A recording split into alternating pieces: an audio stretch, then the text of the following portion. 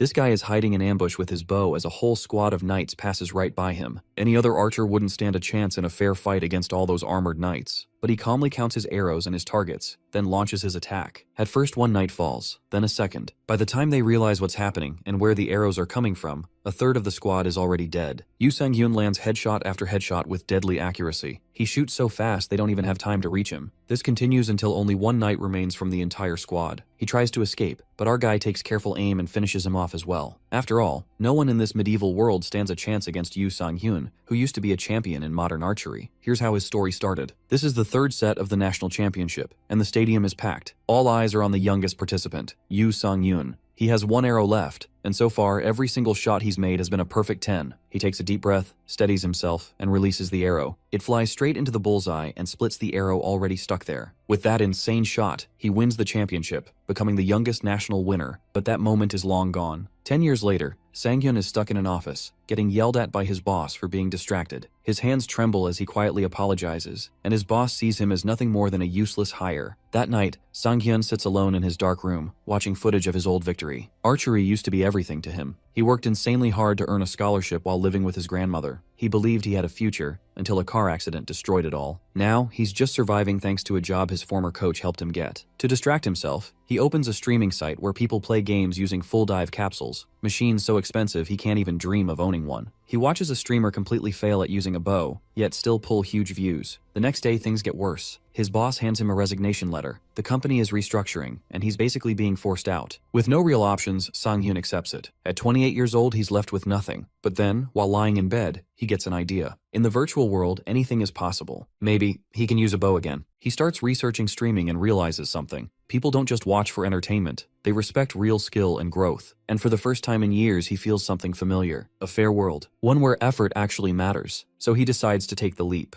Sang-hyun tells his friend Joo-hyuk about his plan, and the guy is completely shocked. He can't believe Sang-hyun wants to spend all his savings on a gaming capsule, especially when he's never even played a game before. He reminds him of the accident, of everything he lost. But Sang-hyun doesn't back down. Even when Joo-hyuk breaks down the insane costs, showing it could go up to 40 million won, Sang-hyun is still determined. Seeing this, Joo-hyuk takes him to a capsule rental place instead. There, they meet the owner, Kang-suk, who sets up a test archery simulation for Sang-hyun. Inside the capsule, Sang-hyun suddenly finds himself in a massive stadium. It feels completely real. But the moment he holds the bow, his hands start shaking. The trauma is still there. For a second, it looks like he can't do it. But then, he takes a deep breath, and the shaking stops. He pulls the string and fires. Bullseye. Then again, and again. Every single arrow lands perfectly in the center. Outside, Kang-suk and Joo-hyuk watch in total shock. This isn't just someone learning a game. This is pure skill. When the test ends, Sang-hyun is completely exhausted, but the result is clear. He still got it. Memories start hitting him again. The accident, the hospital, the moment he lost everything. It still hurts like it just happened. But this time, something is different. He's holding a bow again. Even if it's virtual, it feels real. After getting a good deal on a capsule, Sang-hyun finally sets everything up at home. Now, he's ready to start streaming. Instead of choosing popular games, he goes for something smarter. A hardcore medieval game called Kingdom Age, known for being extremely difficult. He creates his character, and just like that, his new life begins.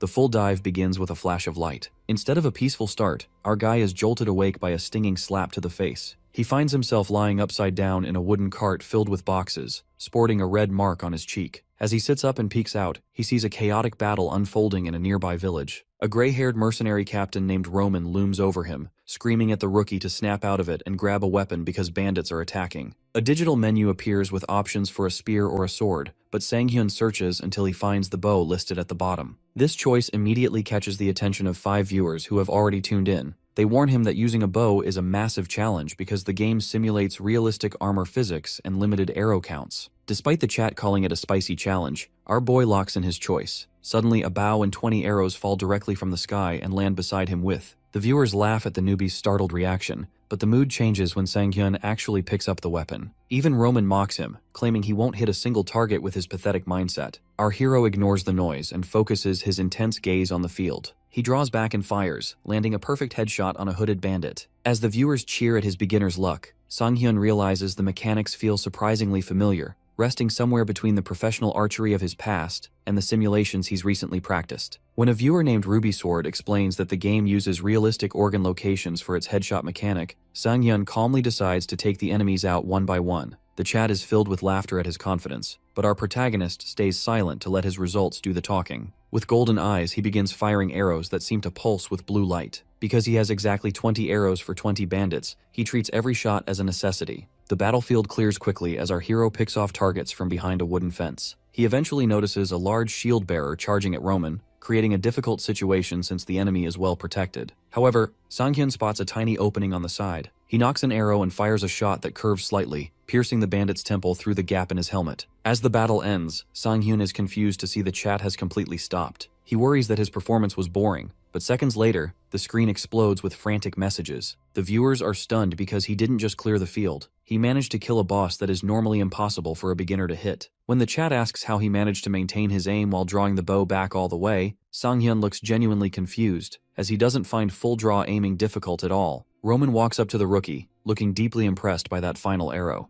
This incredible display of skill quickly spreads to web communities, where people begin sharing clips of the strange new streamer who is melting the heart of the usually grumpy Captain Roman. At the end of the video, when Roman asks for his name so he can report his bravery to the higher-ups, our boy turns to the camera with a smile. He introduces himself as Almond, a name that soon fills the search bars of the gaming community. The Kingdom Age community had become a stagnant pond where the same old topics were recycled by the same regulars. Because the game itself lacked updates, the forums felt like a boring echo chamber until a single post titled, "A Total Newbie Getting Praised by Roman," changed everything. The post included a video of the mercenary captain actually smiling, which immediately sparked a heated debate among the users. Most people assumed it was clickbait because Roman is notoriously grumpy, but the footage clearly showed a player killing a boss in one shot and then just running away. The community was torn between disbelief and suspicion. Some commenters suggested this was actually a seasoned pro doing a bow challenge on an alt account. However, others quickly pointed out that creating an alt account in a capsule is nearly impossible since the hardware requires iris and fingerprint scans. When the original poster mentioned that the streamer was using an auto-generated name, it became clear that this was a genuine rookie. In his room, Yoo Sang-hyun is stunned as he reads through these posts. He never expected his first broadcast to cause such a stir,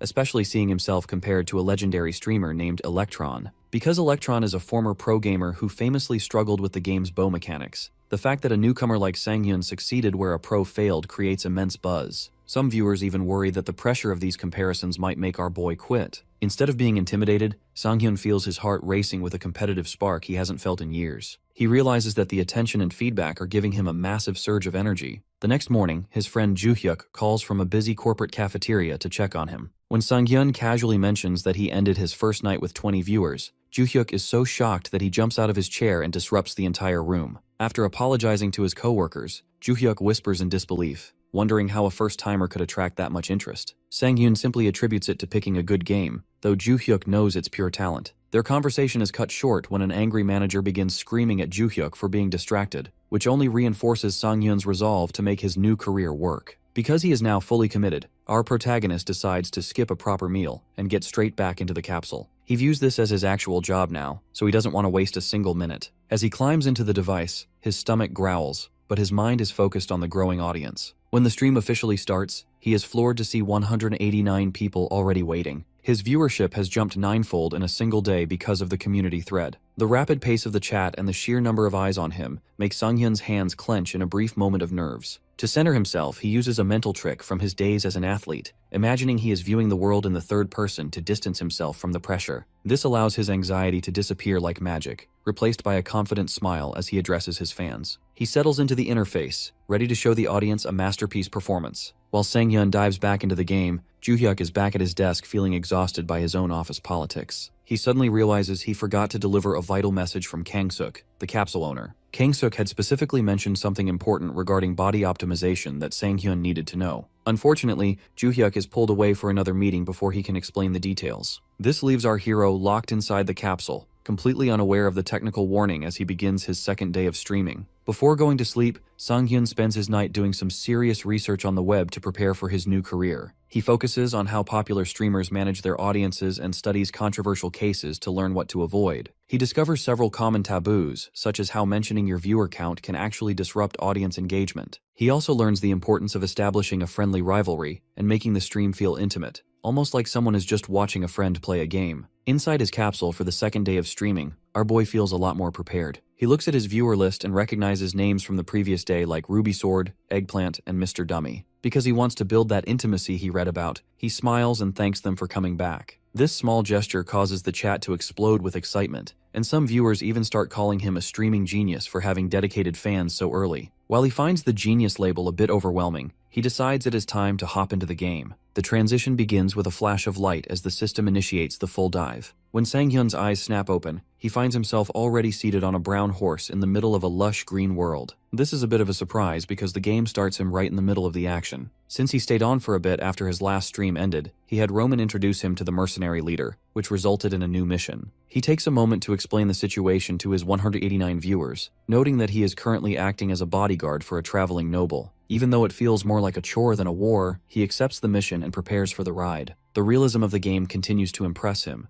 and he remarks that it truly feels like he is riding a horse. When Roman pulls up beside him and asks if it is his first time, Sang-hyun responds naturally, almost as if the game is pulling the words out of him. Surprisingly, the usually grumpy Roman laughs heartily and tells him he will be doing plenty of riding in the future. This kind behavior confuses the veteran viewers in the chat because they have never seen Roman act so friendly toward a player. They start jokingly asking what Almond did to the captain to change his personality so drastically. The peaceful travel is short-lived because viewers in the chat begin predicting an ambush by horseback bandits. Just as the warnings appear, a group of raiders emerges from the forest led by a red-haired leader with a manic grin. Roman bellows for his mercenaries to strike, but the front line is breached almost immediately. As a mercenary falls to a bandit's blade, the situation looks dire. While the chat is laughing and mocking the difficulty of the quest, Sang-hyun remains calm. He knows that in the sports world, people always doubt you until you prove them wrong. Our hero draws an arrow from his quiver and notes that there are about 50 enemies moving at high speeds. He decides that the best way to handle the situation is to let the outcome speak for itself. He sights his target, pulls the string back with a steady hand, and aims for the bandits at the front. With a sharp release, the arrow flies across the battlefield and strikes the bandit leader dead center in the forehead. The impact is so sudden that Roman and the other mercenaries stop in their tracks, staring in total shock as the bandit boss falls into the dirt. The chat is stunned into a brief silence before exploding with disbelief. Many viewers argue that it is impossible to even see the enemies from that distance, let alone land a kill shot. Sang-hyun is a bit confused by their frantic reaction, as he simply targeted the person at the front who happened to be the captain.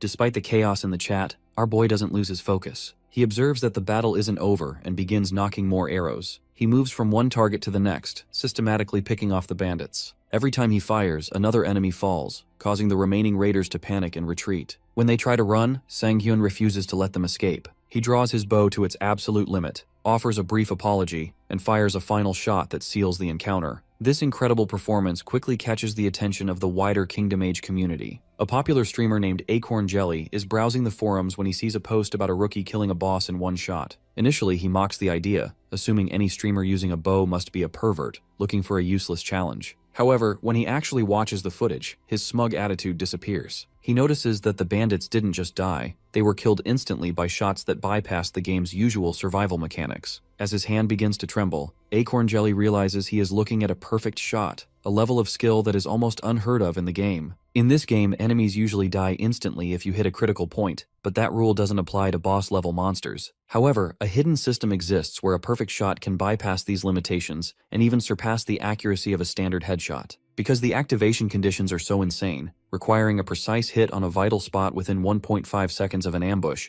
most veterans don't even believe it exists. Seeing a newcomer not only trigger this but seemingly make it his default style leaves Acorn Jelly wondering if he's watching a hacker or a literal Olympic medalist. The narrative shifts back to the game world where our boy is riding a horse at full gallop, pursued by a group of hostile mercenaries. Captain Roman rides alongside him and suggests that using a spear or a bat would be more practical, as shooting an arrow from a moving horse is notoriously difficult. The stream chat agrees, noting that horseback archery is a nightmare for most players. Despite the logical advice, Almond remains calm and insists on using his bow because it's what he's comfortable with. This dedication surprisingly moves the grumpy Roman, who suddenly becomes overly supportive, much to the amusement of the viewers who joke about the captain's blatant favoritism. As the chase intensifies, our protagonist realizes this is his first time dealing with a moving target while also managing the rhythm of a horse. Because of the pressure, his old trauma resurfaces and his hands begin to tremble violently. He knows he can't give up now, so he focuses on matching his body's movement to the horse's gallop. Once he finds the right flow, he releases his arrow that pierces a bandit's neck. Although he was aiming for the head, the kill is still successful, sending the chat into a frenzy. He leans forward, pushing himself to be faster and sharper, and begins landing consecutive headshots that send bandits tumbling from their saddles one by one. By the time the dust settles, the entire enemy group has been wiped out.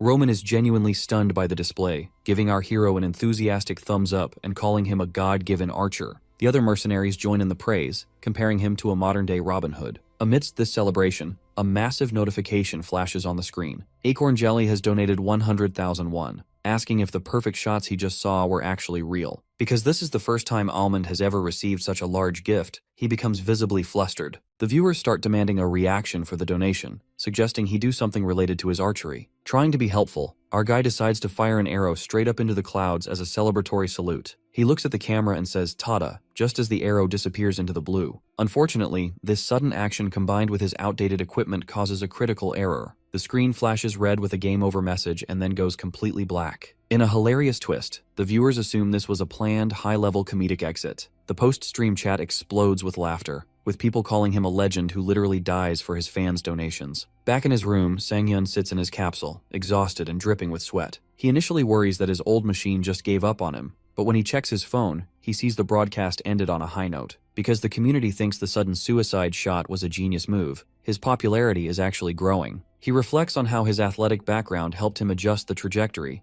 even if he doesn't feel the need to explain the technical details to his audience. While cooling off in his kitchen, he decides to look up Acorn Jelly and is impressed by the veteran's skill. His admiration is interrupted by a sudden ping from the streaming app. To his total surprise, Acorn Jelly has sent him a direct message, formally introducing himself to the rookie sensation. Acorn Jelly is far more than a simple gamer. He is a massive industry all-rounder with nearly 1 million subscribers and hundreds of videos. Because Sang-hyun eventually wants to reach that same commercial success, he studies the veteran's profile with deep interest. A sudden message from the star streamer creates a dilemma for our hero. In the message, Acorn Jelly confesses he is captivated by Almond's gameplay and jokingly clarifies his orientation before proposing a collaboration. He suggests they could share tips or create a reaction video, offering a low-pressure way to connect. Sang-hyun feels conflicted because while he knows this partnership would be a massive career boost, he worries about appearing like he is merely riding the coattails of a celebrity. The situation becomes even more complicated because Sang-hyun realizes he has no one in his life to consult about professional streaming politics. Just as he feels most isolated, his phone vibrates with an incoming call from Joo-hyuk. His friend is calling from a park bench, sounding surprisingly upbeat despite the box of office belongings sitting next to him.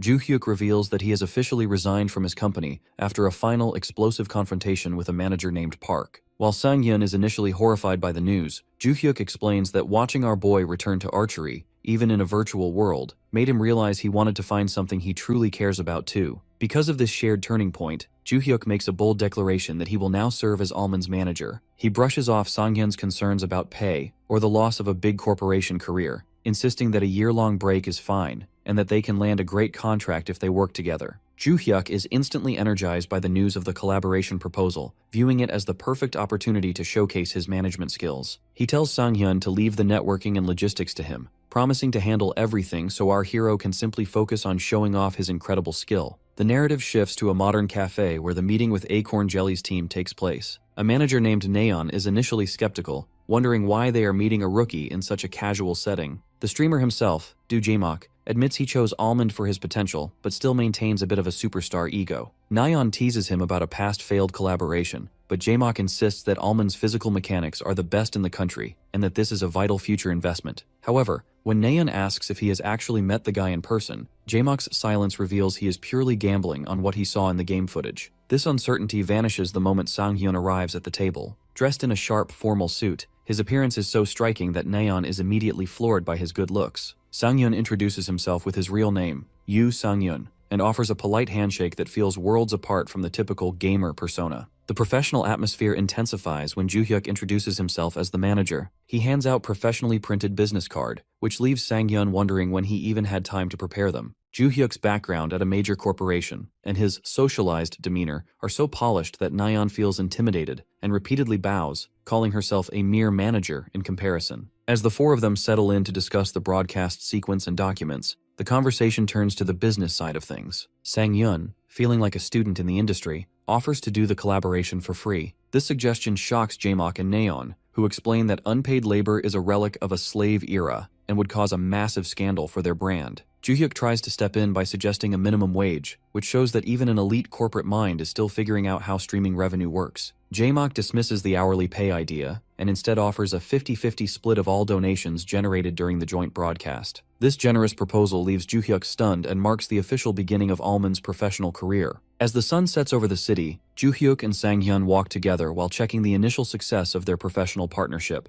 Because Joo-hyuk has been meticulously researching the industry, he reveals that even a modest split of the donation revenue from an upcoming collaboration with Acorn Jelly could net them over $1,000,000. Our protagonist is stunned by his friend's foresight, especially when Joo-hyuk produces a digital recording of their previous meeting to ensure they are legally protected. This level of meticulous planning makes Sang-hyun realize why people like Joo-hyuk thrive in high-stakes corporate environments. To keep things fair, Joo-hyuk proposes a generous profit-sharing deal, where he only takes a cut once Sang-hyun is comfortably earning over $3,000,000 a month. He jokingly credits his financial comfort to being an investment genius, which allows him to prioritize Sang-hyun's growth over immediate pay. When our hero finally logs back into the capsule, his stream is immediately flooded with viewers eager for news about the rumored collaboration. Because the leak has already spread, his audience is much larger than usual, forcing him to play it cool and pretend he knows nothing to keep the marketing plan intact. To get the show started, he announces his intention to hunt down a bandit leader in Kingdom Age. This claim causes an immediate stir in the chat, with veteran players mocking him because they believe bosses are designed to survive a single headshot. There is a brief moment of confusion over the name of a previous enemy, with the chat correcting him that he killed an elite mob named Burka, rather than a true boss. This skepticism leads to a high-stakes mission donation, where a viewer named Ruby Sword offers 100,000 won if our boy can actually pull off the impossible one-shot kill. Driven by the financial incentive and the growing energy of the stream,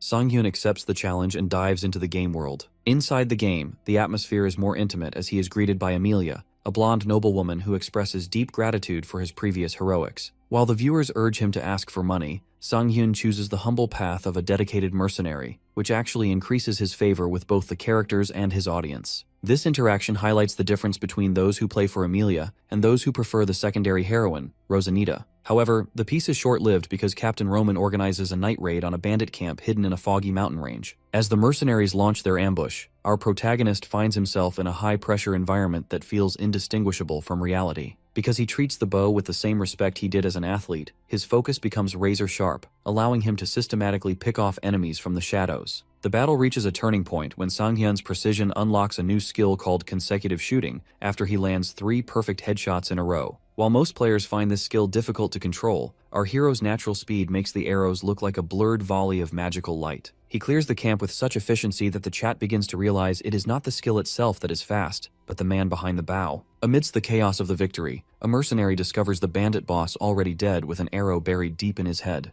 The viewers are initially confused, insisting that a single shot shouldn't have been enough to kill a boss-level enemy. Just as it looks like the mission might be a failure due to game mechanics, a massive donation from Acorn Jelly confirms the truth. Sang-hyun has triggered a legendary perfect shot, a feat that bypasses all health bars. This leaves our hero stunned as he tries to process the technical reality of the rare skill he just performed. This causes an immediate stir because the veteran streamer is so insistent on the reality of this hidden mechanic, while his own chat begins to mock him by dismissively claiming the perfect shot is just a myth made up by desperate bow users. Deeply frustrated by the skepticism, Acorn Jelly watches Allman's character on his monitor and wishes our boy would just explain the mechanic clearly to the doubters. When the oblivious Sang-hyun eventually asks what a perfect shot even is, the superstar streamer is so stunned that his eyes go wide in shock. Our hero genuinely has no idea why everyone is making a fuss, which leaves Acorn Jelly slumped over his desk in disbelief. He realizes that our protagonist has been performing high-level professional mechanics without even knowing they exist,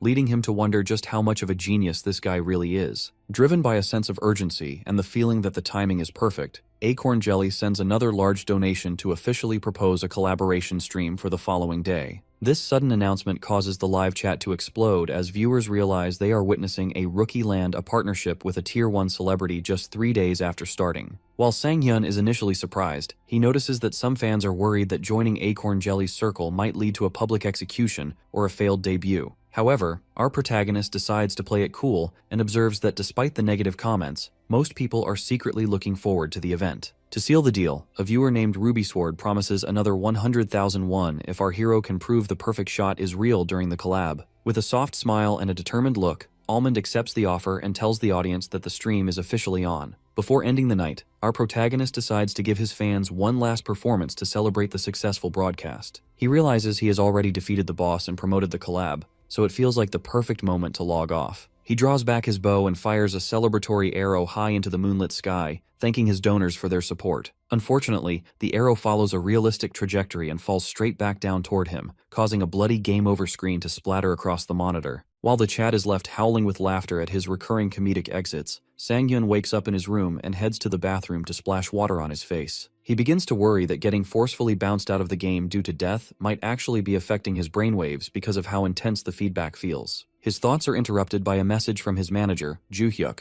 who wants to know where they should meet. Sang-hyun is confused since he assumed they were meeting online, but Joo-hyuk reminds him of their previous agreement to do a real-life interview and stream. Because he had completely forgotten this detail, our boy realizes he doesn't have time to worry and suggests meeting at Hugi Station. While preparing, he checks the internet reactions and sees that the community is already obsessed with his suicide endings and his upcoming partnership. He even finds a breakdown video where a user tries to analyze his boss kill in slow motion. The analysis remains inconclusive as the shots land so quickly that even the viewers can't tell if it was one arrow or two. This confusion only builds the hype for the collab, with many people debating whether Almond is a high-level nerd or a master of video editing. The situation reaches a new level of intensity when Joo-hyuk calls to report that a teaser video on Acorn Jelly's channel has already surpassed 40,000 views in a single hour. The video features a professional edit of Almond's silhouette and arrows, ending with a bold question about whether the perfect shot truly exists. Because of this massive promotion, the next day's stream records the highest viewership across the entire platform. Inside the professional studio, the atmosphere is tense as Acorn Jelly checks in with Sang-hyun to make sure he is ready to show his face. Our hero tidies his clothes while Joo-hyuk and the studio staff prepare the cameras for the broadcast. As the red on air sign flashes, the stream begins with a flood of greetings from the audience. Sang-hyun is overwhelmed because the viewer count starts at a staggering 10,000 people and rapidly climbs toward 40,000. He watches as Acorn Jelly expertly interacts with the crowd to keep them engaged while waiting for more people to join the room.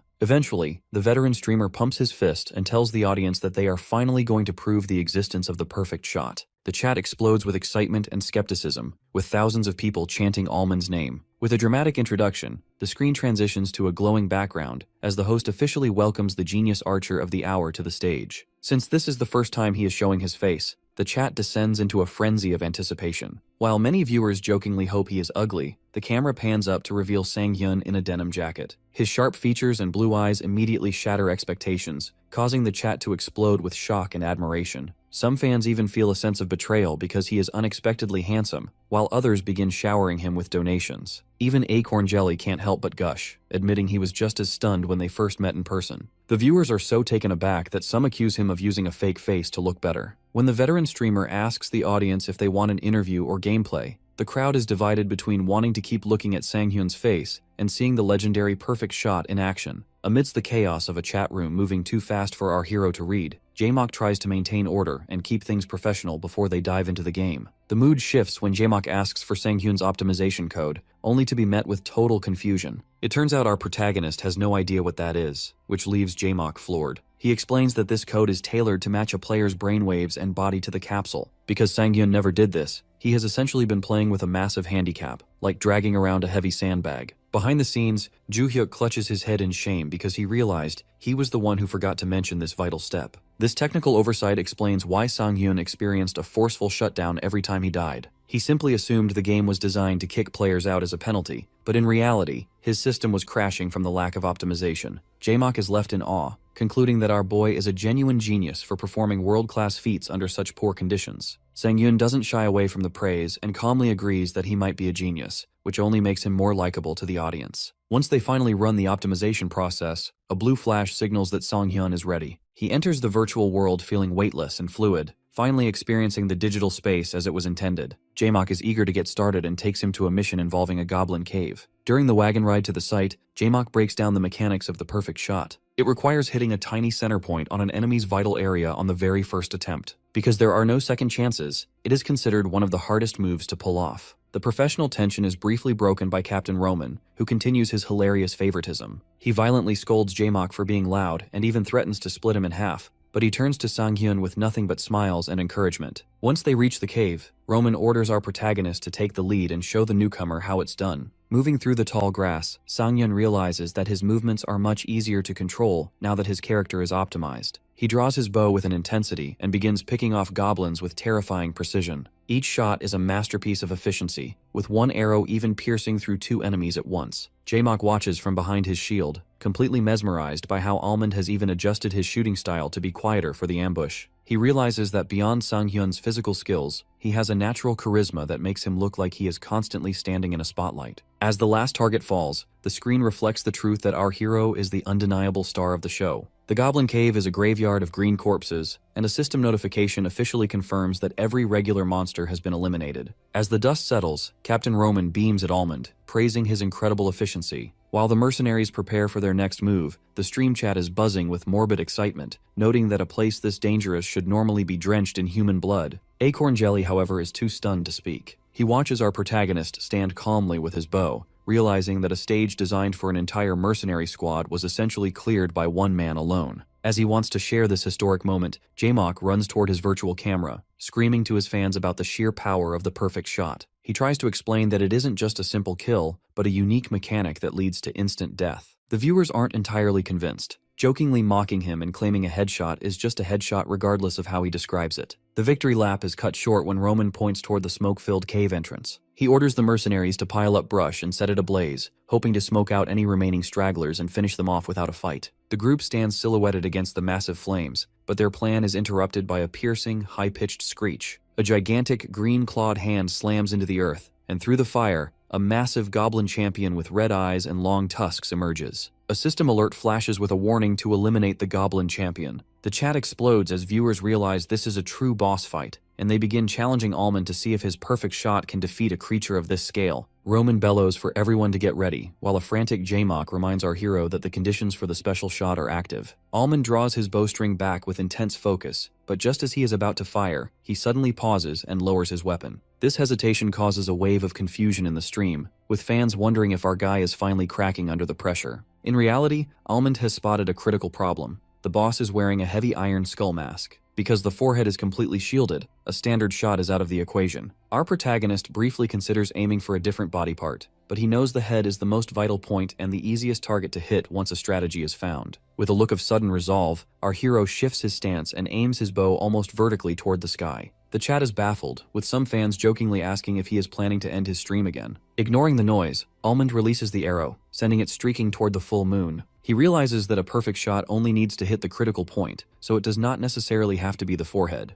As the arrow peaks and begins its descent, it plunges straight down behind the helmet, piercing the champion's head from above. The impact is so violent that the monster's head snaps down before its massive body slams into the dirt. Roman and Jamak are frozen in total silence. It takes a few seconds for the reality to sink in, but once it does, the stream erupts with excitement as the chat logs move at high speed. Jamak throws his hands in the air with a deafening cheer, and the financial rewards follow immediately. A viewer named Ruby Sword kicks off the celebration with a 200,000 won donation, which causes Almond to break into a sweat from the pressure of the alerts. Back in the real-world studio, Sang-hyun pulls himself out of the capsule, physically exhausted, and noting that even the latest models lack a proper cooling system. While Jamak and Naeon celebrate their record-breaking numbers with a joyful dance, Naeon informs the group that the game stream actually went down because the server was congested by the volume of chat and donations. Joo-hyuk joins the conversation, suggesting they resume the broadcast for an interview to keep the momentum going. Despite his messy hair and exhaustion, Sang-hyun returns to the camera alongside Jamak. The face reveal hype continues to grow, with viewers calling him a Robin Hood with NPC visuals. The mood is lighthearted as Jamak snaps back at fans who tease him for crying during the boss kill, but the atmosphere shifts when the donations start again.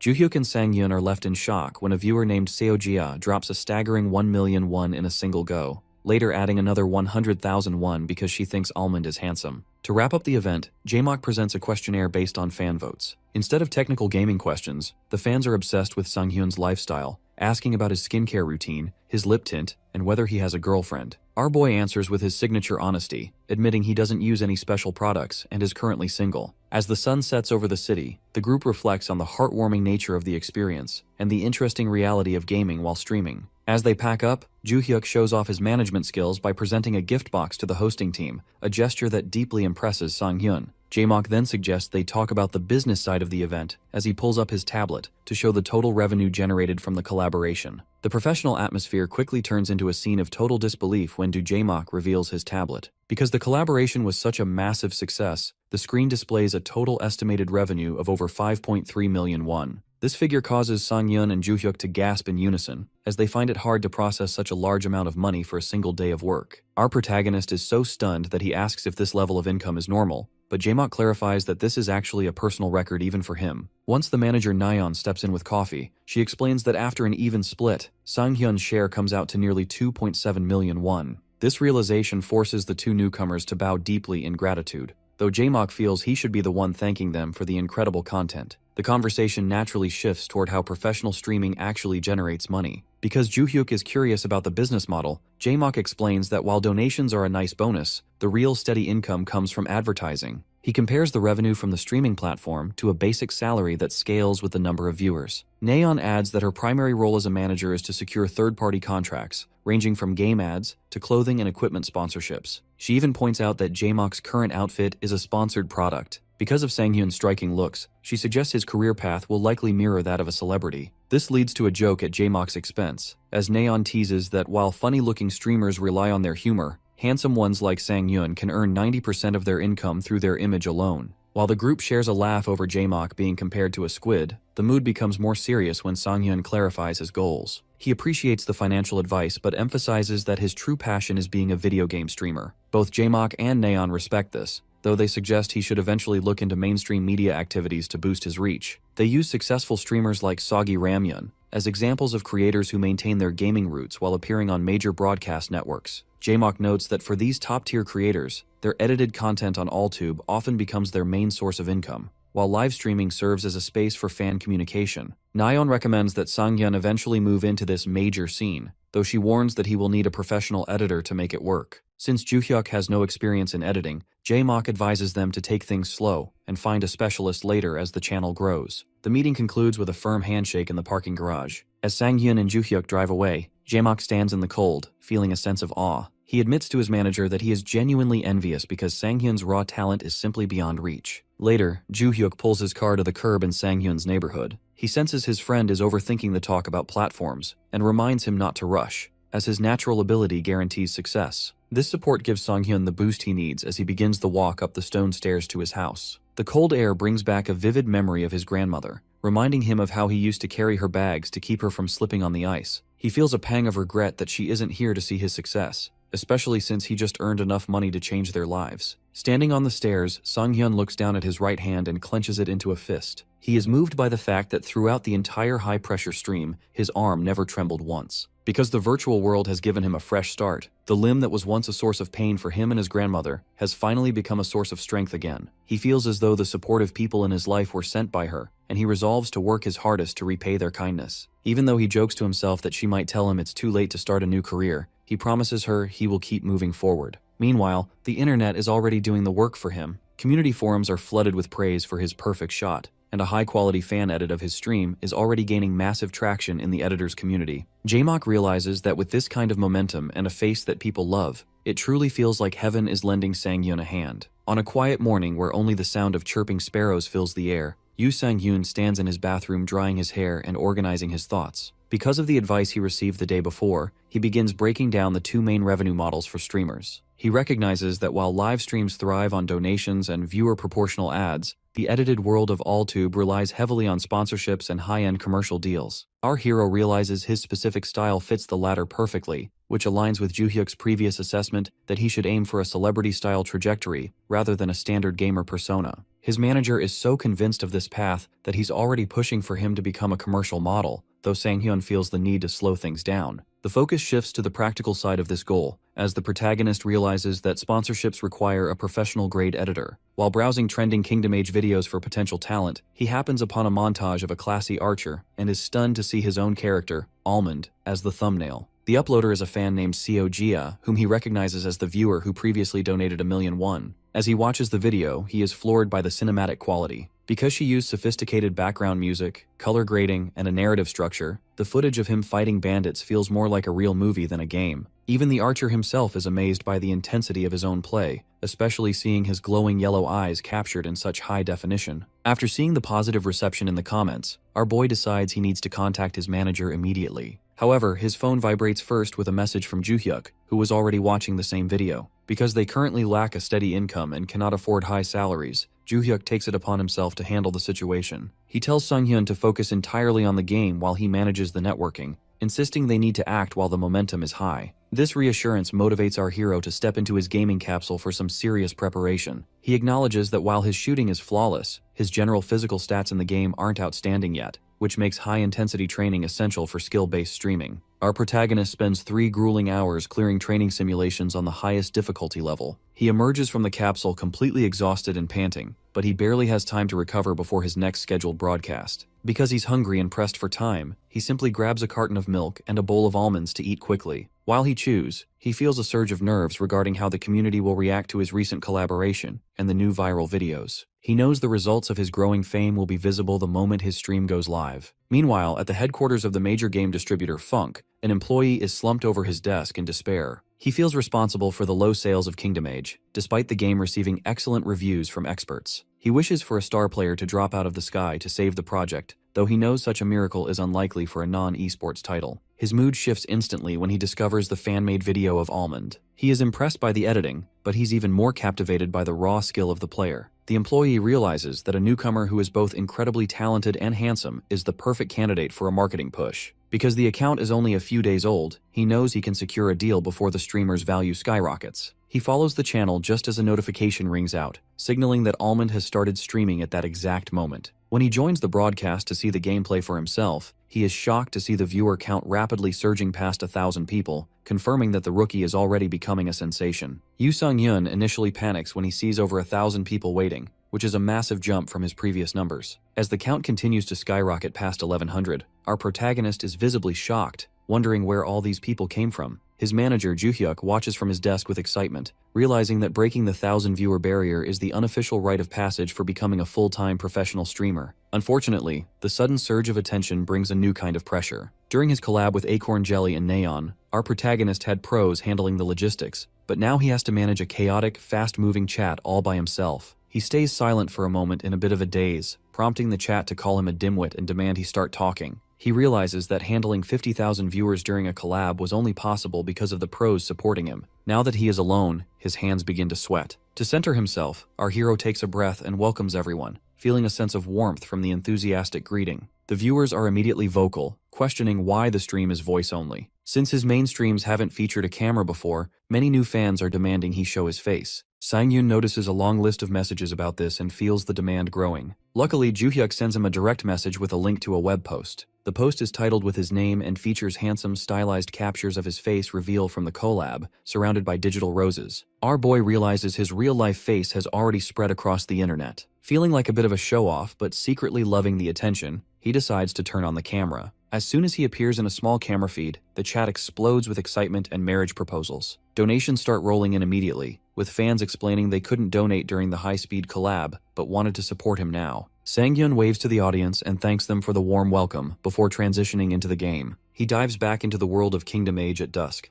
appearing as his character Almond in a green cloak. He is greeted by the blonde noblewoman, Emilia, who praises him for dealing with the local goblins. While the chat is busy being charmed by her beauty, the atmosphere shifts when Emilia takes our protagonist's hands and holds them close to her chest. This sudden intimacy shocks the viewers, who wonder how he raised his affinity with her so quickly. Emilia looks serious and reveals that she has another mission for him, but she wants him to do it alone, bypassing Captain Roman. She points toward a nearby castle and asks him to assassinate the lord who lives there. This request sends shockwaves through the stream. While the chat jokes that she's basically telling him to go die, our hero accepts the mission choice on his digital menu. Meanwhile, an employee from the game distributor Funk watches the stream with bated breath. He notes that while he's played the game multiple times, completing a siege mission with a bow is practically impossible. He reflects on how Kingdom Age sieges are notoriously difficult because the AI is advanced and players are easily surrounded. The biggest problem is the target, Lord Talorant, who is encased in heavy armor from head to toe, the worst possible opponent for an archer. However, the employee realizes that if Sang-hyun pulls this off, it will provide the magic needed to turn him into a true star. Inside the game, Almond confirms his acceptance, feeling that he needs to take these risks to make it big. He reasons that since the game is historically accurate, the castle shouldn't be too grand, likely housing no more than 50 people. When he asks why the Lord must die, Emilia reveals that Talleyrand is a tyrant who enslaves his own people through high-interest debt, including women and children. This gives our hero a moral reason to proceed.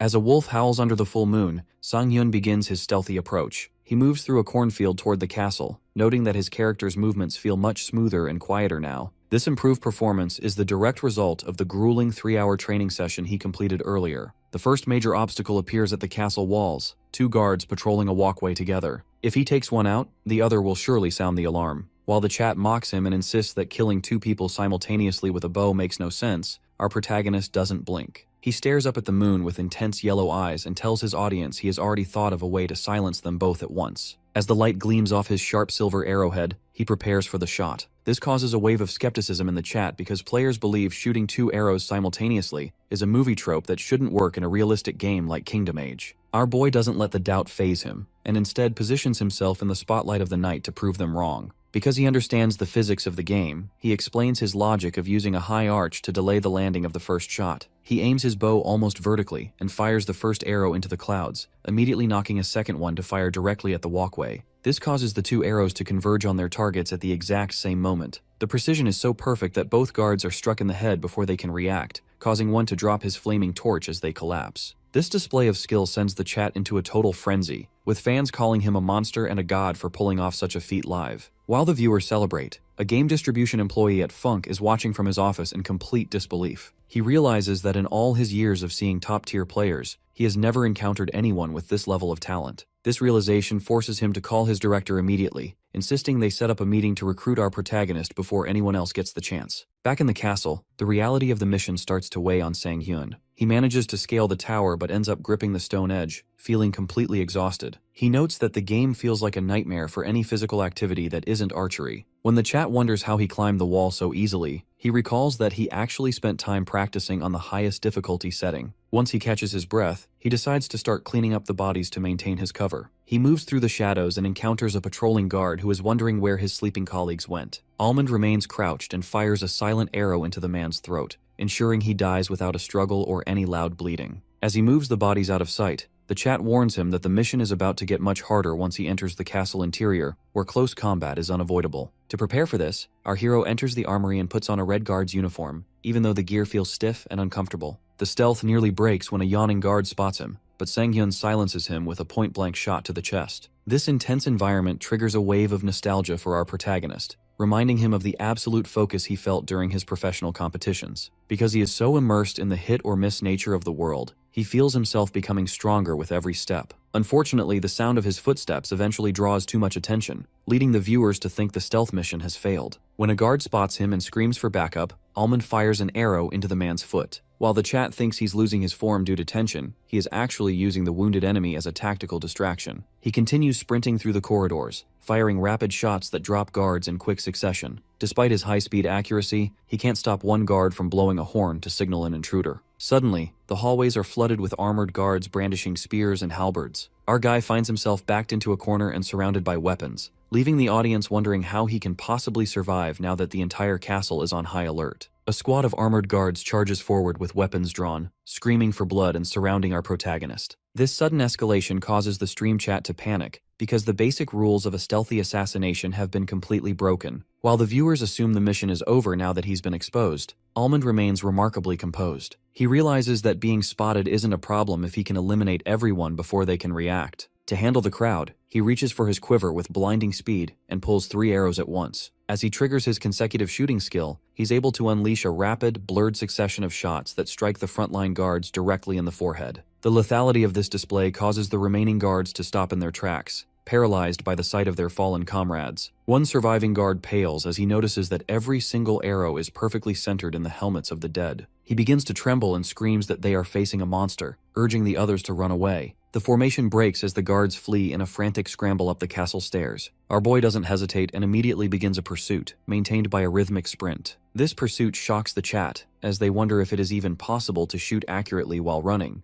Almond simply explains that it is, noting that his success comes from unwavering concentration rather than just the freedom of the virtual space. He continues to land headshots mid-sprint until the staircase is littered with bodies and the hallway falls silent. At the top of the stairs, our hero stands silhouetted in a bright light and finally lowers his bow. He wipes a bead of sweat from his chin and gives his viewers a sharp, confident smile, asking them how they liked the performance. The chat responds with absolute chaos, flooding the screen with marriage proposals and praise for his killer visuals. Because of this high-level play, donations from viewers like Rubysword and Thor start rolling in. Almond notices the financial support and feels encouraged, noting that his stream is finally starting to do well. With his confidence at a peak, he turns toward a large arched doorway to find his main target. He pushes open the heavy iron-bound doors of the throne room, which creak loudly as he enters. Inside, he finds a figure in black plate armor sitting motionless on a stone throne. Our hero is surprised because he expected a weak, elderly lord, but this man has a clear boss presence and holds a colossal greatsword. Almond realizes the infiltration wasn't a secret at all since the lord was sitting there waiting for him. The lord breaks the silence by casually throwing his giant sword like a projectile, forcing our protagonist to duck just as the blade embeds itself into the door behind him. The lord asks if he came alone, his voice sounding deep and distorted from behind his helmet. The situation becomes even more lopsided when the lord snaps his fingers to summon 3 elite armored guards who flank him. The viewers are terrified because these minions are encased in flawless armor with no visible gaps. While the chat suggests Almond should grab the greatsword stuck in the door to use as a blunt weapon,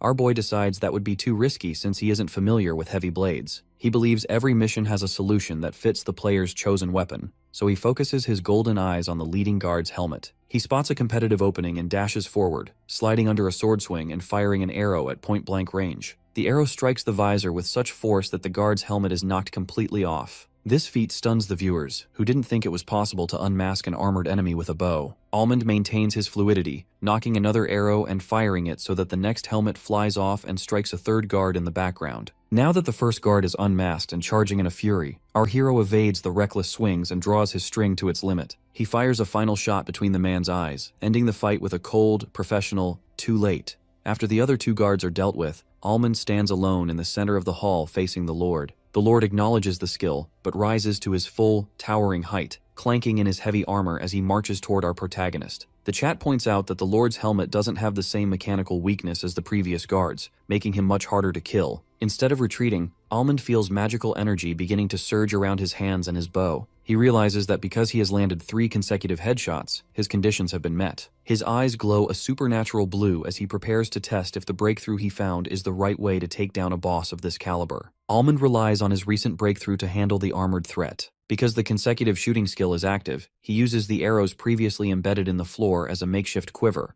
crouching low to retrieve them with a steady hand. Lord Talorant remains immobile, mocking the archer by claiming that arrows are useless against his heavy plate. Even the stream chat begins to doubt our boy, wondering why he would choose a bow for such a disadvantageous boss fight. Our hero stays perfectly still until his eyes glow with a supernatural focus. He tells his audience that he has found a way before releasing a shot that hits the Lord's chest with a violent impact. When the boss dismisses the attack and begins a menacing walk forward, Almond doesn't retreat. Instead, he fires another arrow that strikes the exact same spot on the breastplate. This isn't just a random attack. He begins a rapid-fire barrage, landing 40 consecutive shots on a single point of contact until the friction causes sparks to fly like a welder at work. The Lord is physically pushed back by the sheer momentum of the machine gun speed arrows. He shouts in frustration, realizing that the archer is systematically drilling through his defenses. After a final cluster of arrows hits the weakened spot, the metal begins to fracture. Almond draws his final arrow and tells the viewers it's enough before releasing it like a green comet. The shot pierces the cracked armor and goes straight through the Lord's chest, causing black blood to splatter against the red carpet. As Talorant's body slams onto the floor, the chat erupts in a wall of text, celebrating the impossible victory. The viewers jokingly claim the Lord died of a heartthrob, while a purple donation alert for 300,001 flashes on the screen from Seogia. Our protagonist is visibly shocked by the massive amount, especially since he recognizes her as a recurring whale donor. The scene shifts to a flashback in the real world to explain the girl behind the donation. Seogia is shown being swept away by a suffocating crowd on a subway train. For her, the noise and the push of the city are exhausting, making her wish she could fall into a vast empty sea. She eventually escapes the station and walks up dark neighborhood stairs to her apartment, where watching Almond's stream is her only joy. She initially got hooked because of his nickname, which reminded her of the butter carrot almonds sitting on her desk. Inside her room, Gia watches the boss fight with wide, blushing eyes. When Almond clears the mission she thought was impossible, she cheers and begins typing rapidly. She decides to donate 300,000 won because she doesn't want to lose to any other donors, feeling that spending money on her own happiness is worth it. When Almond thanks her and mentions her name feels familiar, she smiles with extreme joy, wondering what kind of reaction he will give her next. In the present, Sang-hyun pulls himself out of his capsule feeling tired but satisfied. He reflects on how the optimization changed his stream's ending, but he's mostly preoccupied with Gia's identity. He worries that a young person might be spending too much on a streamer and feels a bit burdened by the large amount. Meanwhile, Gia is already at her editing workstation. She realizes that her company resources are perfect for making high-quality montages of his gameplay. As she clicks away at her timeline, she is convinced that as Almond grows, the epic videos she creates will only get more impressive. Next morning, Yoo Sang-yoon is jolted awake by a vibrating phone call from his manager, Joo-hyuk. After a bit of playful banter about the early hour and a fake offer of lasagna for lunch, the conversation turns to a pressing business matter. They are trying to track down Seo Gia, the talented creator behind the viral archery montage, but Joo-hyuk explains that her account is private and she isn't checking any public comments. As they are stuck, Joo-hyuk suggests waiting for her to donate during a live stream to ask her then, but our boy is hesitant to use that route. He prefers a more professional approach, so they agree to simply wait for now, even if it delays the hiring process. To clear his head from these complicated thoughts, Sang-hyun decides to focus on cleaning his apartment. He hauls a heavy, overflowing trash bag out of the building and begins the long descent down the steep stone stairs of his hillside neighborhood. He tries to stay positive about the daily climb by treating it as exercise, reminding himself that tough situations eventually become familiar. However, his rhythm is suddenly shattered when a landing door swings open with a massive impact, slamming directly into him. A woman in a black cap and long dark hair, who is actually Seo Gia, rushes out in a panic to see if he is all right. As Sang-hyun sits on the floor rubbing a bump on his head, Gia looks at him with the expression of absolute wide-eyed shock. Our hero feels a bit dazed but assures her he is fine before picking up his trash bag to finish his chores. While he is standing by the recycling bins, Joo-hyuk calls back in a state of high energy because Gia just premiered a new video titled "The Archer Who Took Over the Castle Alone." The video is an immediate hit, reaching thousands of concurrent viewers and trending in the gaming category. Joo-hyuk mentions he left a contact comment on the post, but they still have no way of knowing if she will see it. Just as the call ends, the woman from the stairs comes running toward our protagonist, panting heavily from the chase. Sang-hyun assumes he dropped something, but Gia instead holds out a notepad and pen, asking for his autograph with a flushed face. This catches our boy completely off guard, making him realize that even in his quiet neighborhood, he has encountered a genuine fan. When he asks for her name to personalize the signature, she reveals herself as Seo Gia. Because this lucky meeting solves their communication hurdle, the three of them soon gather at a cafe to discuss a potential partnership. During the meeting, Joo-hyuk learns that Gia has a background in video work as both a major and a hobby, which explains the high quality of her edits. He wastes no time sliding a formal contract across the table, inviting her to officially join the team. Joo-hyuk notices her hesitation and decides to make a strategic point about the legalities of her current work. He explains that fan channels fundamentally cannot generate revenue due to copyright issues, which surprises Gia since her videos were never intended for profit anyway. In fact, her previous $1,000,000 donation proves that her motivations are rooted in fan love rather than money. Sensing that financial gain isn't her priority, Joo-hyuk shifts his strategy to a more emotional appeal. He emphasizes that the Almond channel specifically needs her help and that her unique style is irreplaceable. Our hero joins in the pitch, admitting he has been looking for her for a long time and truly wants her creative input. This sense of being needed strikes a deep chord with Jaya, who has been searching for a purpose. She looks radiant and blushing as she clutches her drink, clearly moved by their sincerity. While she agrees to think about the offer, she mentions there is still one lingering problem they need to discuss before moving forward. Since Gia's current company doesn't allow double contracts, she would have to quit her job to become Almond's official editor. She feels conflicted because she still needs a steady income to survive, and she worries that relying solely on video revenue is too risky compared to her current salary. In short, she needs a guaranteed base pay to make the leap. This honesty makes Sang-hyun incredibly nervous since he hasn't even been streaming for a week and can't even afford to buy his manager a drink, let alone pay someone a full-time salary. Just as the protagonist suggests they take more time to think, Joo-hyuk smiles and pulls a digital proposal out of his laptop.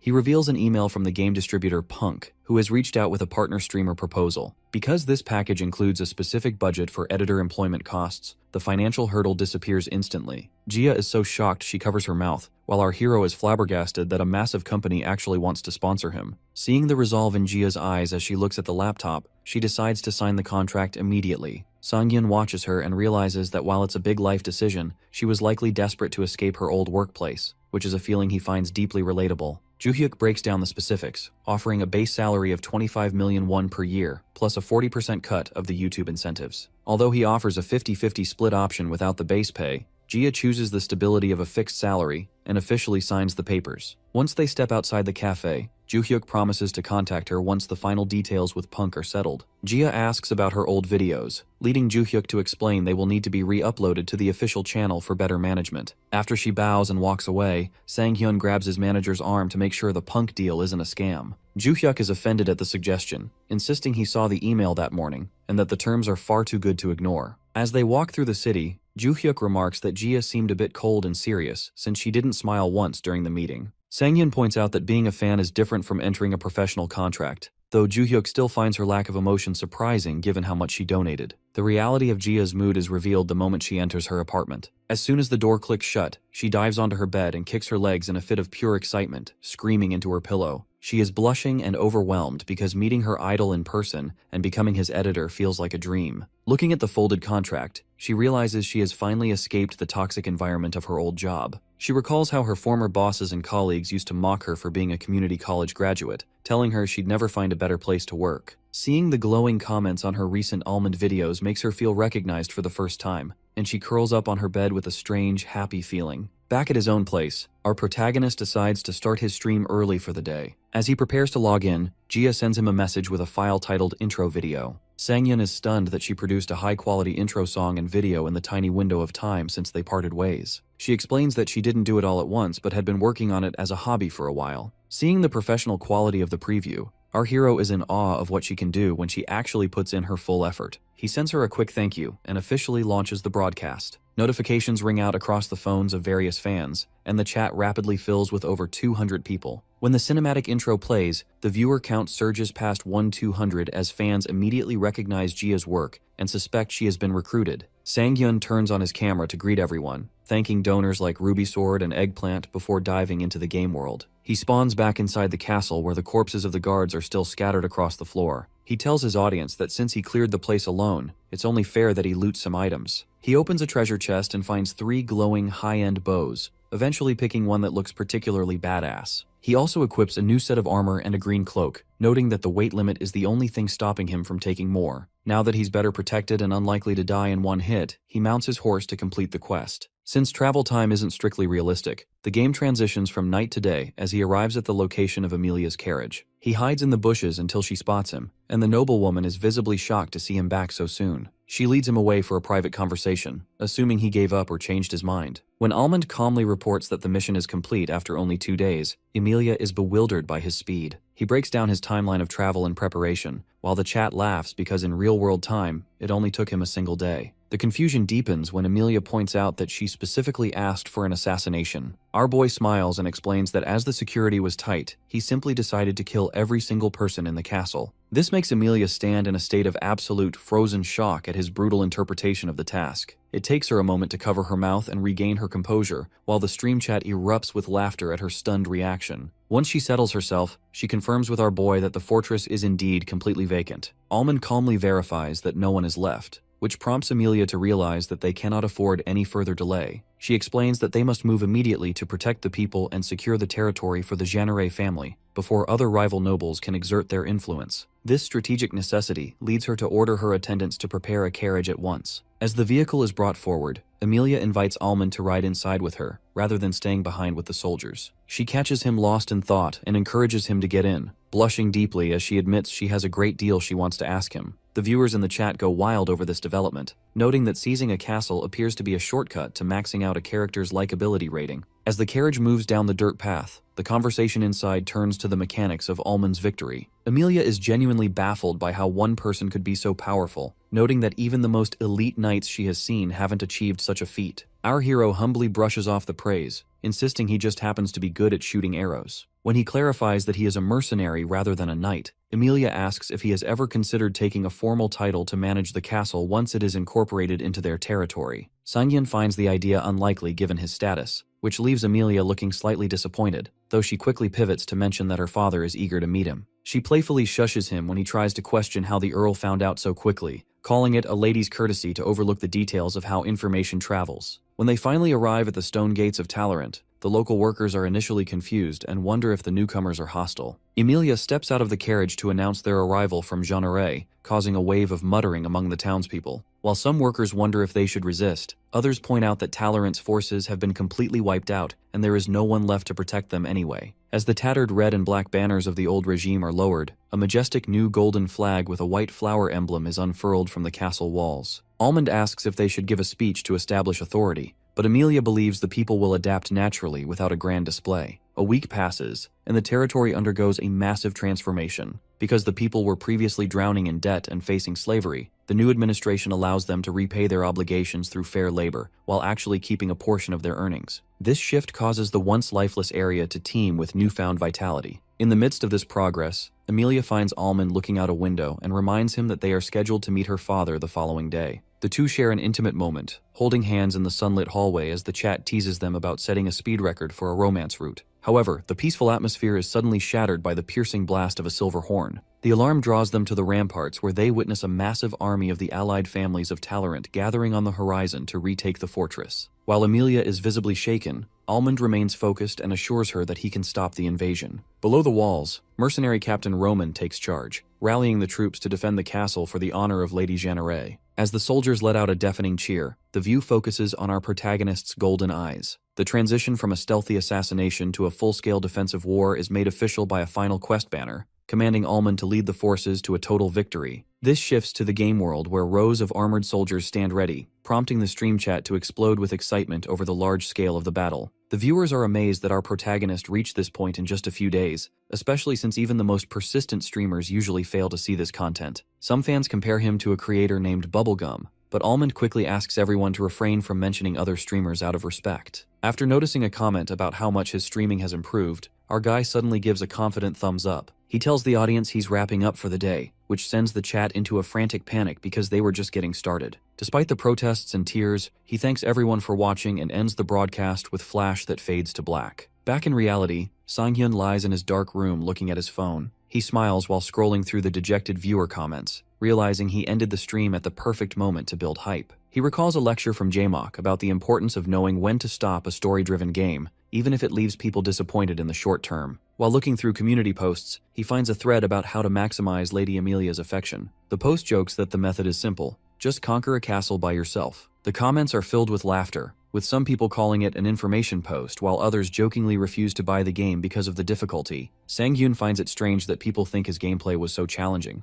especially since he sees comments calling his performance world-class and legendary. He rolls over in bed and wonders if a professional archer could easily pull off what he did. He begins to question if he has a specific talent for virtual reality or if his high concentration is the key. While archery requires focus, he doesn't think it's exclusive to athletes. He quickly accepts this and moves on to an analysis post about his skills. The author provides professional details, noting that his posture is comparable to a pro and his bowstring placement is precise. This shocks our hero as he realizes the person writing this isn't an amateur, especially when they claim to be a former athlete. Sang-hyun grips his phone in shock, wondering who it could be, as most people in the field cut ties with him 10 years ago. He reflects on how only his coach knew the real reason he quit was an injury from an accident. This triggers a flashback to a sunset 10 years ago. A young woman with long dark hair confronts him, asking if he's really quitting. When he tells her archery isn't fun anymore, she shouts in desperation, asking who will lead the others if he stops. He insists he is serious and walks away, leaving her devastated on the path as the sun sets. Back in the present, community posts are debating how Almond's siege will go and whether he can handle so many knights. Sang-hyun finds the skepticism interesting and appreciates the engagement. While walking down his neighborhood stairs, he spots Seo-jia at her door. He invites her to walk with him, and she mentions she has something to show him. They eventually sit on a park bench where Sang-hyun hands her a bottle of water. Jia pulls out her phone to show him the new videos she made for the channel. She is flustered when she mentions they will be uploaded to his official page. The video starts with a clip from his first stream, highlighting that his account was created only a day before he started. It shows the chat warning him that the bow is difficult to use, but he picks it anyway. The edit moves quickly, showing him landing headshots and silencing the doubters. Sang-hyun is impressed by the hologram effects and how the speed of the editing keeps the viewer from getting bored. He loves watching the chat reactions included in the video, where people accuse him of being a pro on a new account. He tells Jia the video is a work of art. He praises the condensed highlights, the clear CG, and the witty inclusion of the chat. Jia looks dizzy and overwhelmed by the intense praise. She explains that they shouldn't upload it yet, as it's better to release 3 or 4 videos at once to build momentum. She asks to keep making them in this style, and Sang-hyun happily agrees. Later that night, Jia collapses onto her bed at home, feeling exhausted but rewarded by the acknowledgement. As she smiles about the successful meeting, her phone rings. She expects it to be Almond, but her expression turns to shock when she sees the notification. The screen reveals a new message from a contact she has labeled as a psycho bastard. The anticipation for Yoo Sang-hyun's next move reaches a fever pitch across the Kingdom Age community, as fans and office workers flood forums to discuss his upcoming siege. The hype is so intense that when our protagonist launches his stream 4 hours earlier than scheduled,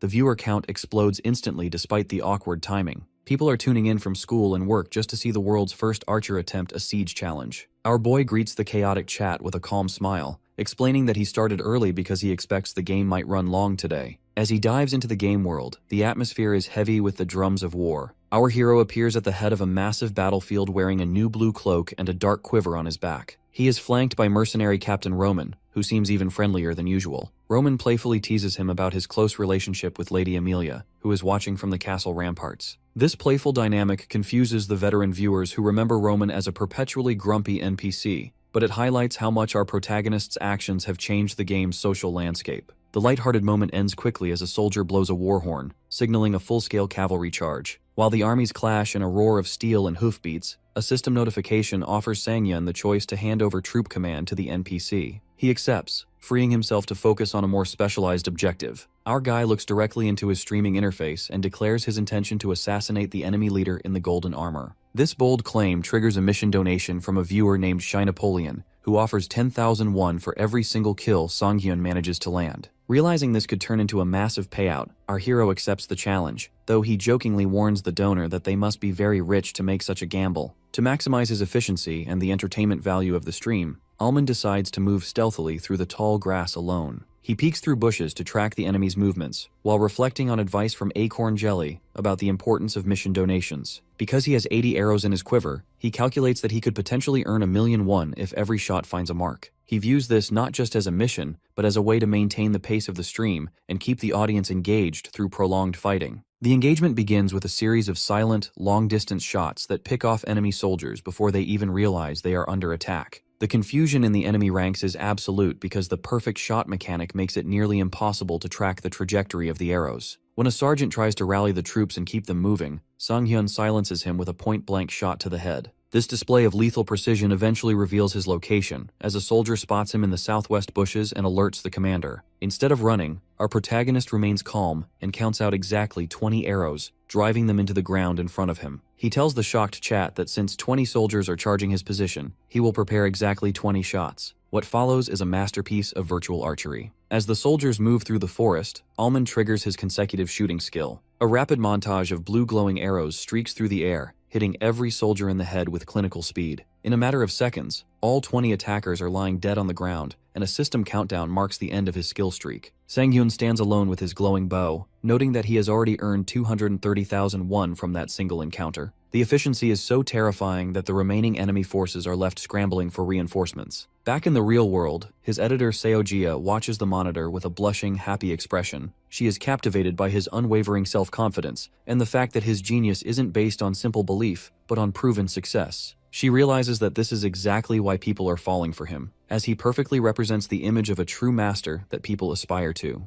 As the stream continues, a flood of new donations pours in from fans who are completely sold on his performance. Almond draws his bow with absolute focus, releasing an arrow that streaks across the field to strike a fleeing soldier in the back of the head. This clinical execution triggers a golden system notification for 40 consecutive kills, prompting the stream chat to joke that since there are no survivors left, this technically counts as a successful assassination. Our hero calmly checks his quiver and notes that he has exactly 40 arrows left, a realization that coincides with a desperate donation from a viewer named Shy Napoleon. Because the mission rewards have scaled so aggressively, the donor is now begging for mercy and asking to be killed instead, realizing his payout has hit 400,000 won much faster than expected. The scale of the massacre finally reaches the enemy leadership, where a commander in gold armor watches in total shock. He finds it unbelievable that a single archer wiped out 20 of his men and immediately orders a big deployment of 40 soldiers to the front to stop the bleeding. As the infantry charges forward, the chat reveals that Shy Napoleon actually has over 1,000,000 won in his account, making his previous whining look like a drop in the bucket. Back in his room, the real-world Yoo Sang-hyun is in disbelief at the mention of such a huge sum. This financial motivation sharpens his resolve, and he tells the audience that if the funds are there, he will aim to collect exactly 1 million won. Driven by this goal, our protagonist triggers his consecutive shooting skill as a rain of arrows descends on the enemy line.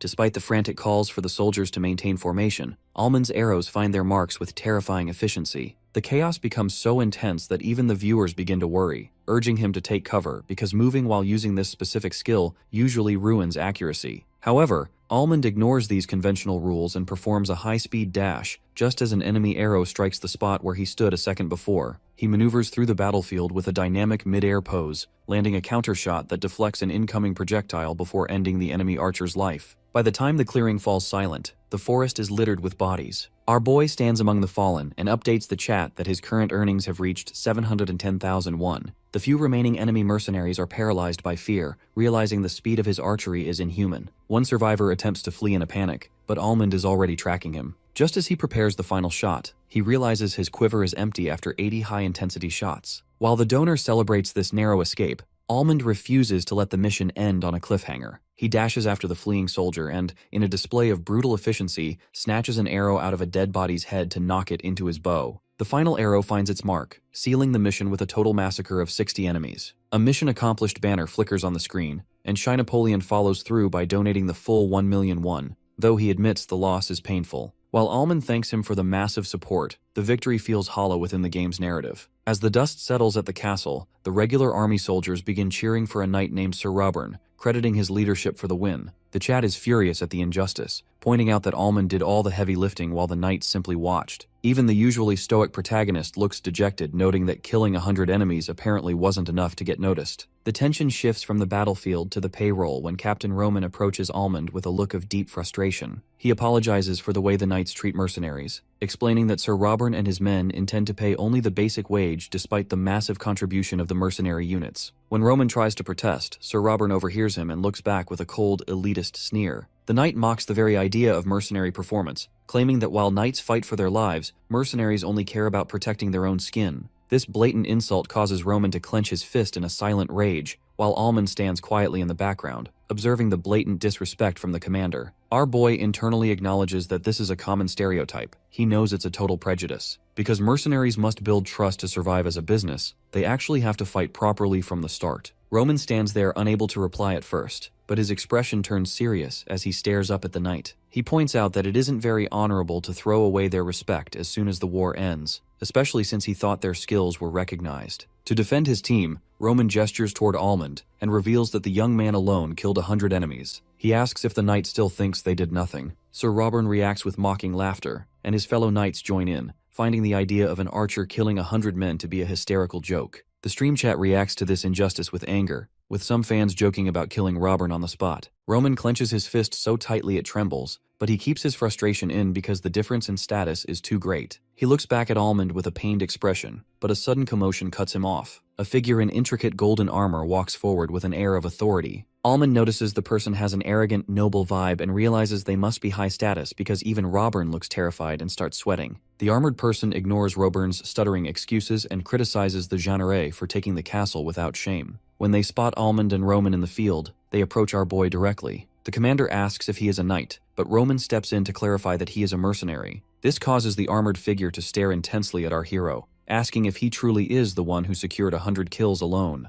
Sir Robern tries to dismiss this as a joke, mocking the idea of an archer hiding behind others while achieving such a feat. The armored person looks at the knights and calls them foolish for their lack of belief. They reach up to remove their helmet, asking Almond if he really plans on working with people who don't recognize his worth. As long dark blue hair is revealed, the chat realizes the commander is a beautiful woman with sharp blue eyes. It is Rosanita, the second heroine of the game. She offers him a job right then and there, causing the chat to explode because she is appearing in Tolerant territory. A system selection menu appears in front of Almond with two choices. He can say he is honored by her recognition, or state that he has already sworn loyalty to another. Our protagonist looks deeply conflicted as he recognizes the effort the developers put into Rosanita's design. While the chat is divided and pressuring him to choose, Almond thinks about his progress with Amelia. He feels an attachment to her since they've been together from the start. Just as Rosanita demands an answer, our guy taps the logout button and ends the stream on a massive cliffhanger. While the fans in the chat are left howling in frustration, the perspective shifts to the real world where Juhyuk is meticulously analyzing the channel's growth.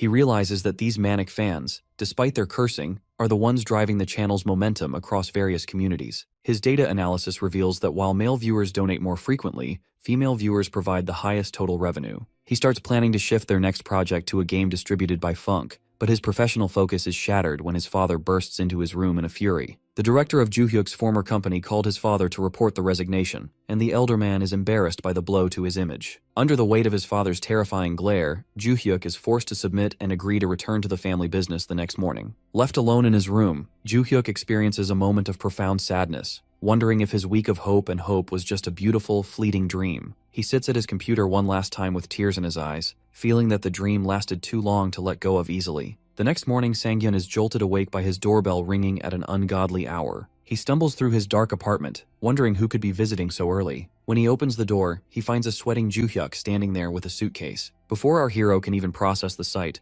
Joo-hyuk lets out a relieved laugh and announces that he has officially left his house to commit to their dream for real. Later, the two men settle into a celebratory dinner of crispy fried chicken. While Joo-hyuk enthusiastically enjoys a beer, our hero remains disciplined and refuses to drink because he has a stream scheduled later. This level of self-control impresses his friend, though it doesn't stop the manager from finishing both cans himself. As they eat, Sang-hyun finally asks why his friend chose this specific moment to move out. The question is a bit heavy, so Joo-hyuk avoids eye contact and asks to explain the complicated family details later. Luckily, our protagonist is understanding and grants him the space he needs, officially welcoming him to crash at the apartment since there is enough room for both of them. The conversation eventually shifts back to business, specifically the massive cliffhanger in Kingdom Age. Joo-hyuk warns our boy that he is currently at a dangerous love crossroad between the two heroines, Emilia and Rosanita. Sang-hyun is initially indifferent and questions if the choice even matters, which sends Joo-hyuk into a total state of shock. He thrusts his smartphone forward to show the community forums where fans are making wild threats of execution and bloodbaths depending on which team our hero picks. One user even threatens to find Almond's IP address if he makes the wrong choice. Instead of being intimidated by the toxic debate, our protagonist simply smirks at the chaos and acknowledges the wild reactions. Joo-hyuk is baffled by this calmness, wondering if this is the legendary athlete's mindset. While drinking from a blue can, Sang-hyun raises the concern that Kingdom Age is nearing its end, and they haven't picked a follow-up game yet. He wants to maintain his current momentum while drawing in new viewers with a game that satisfies the existing audience.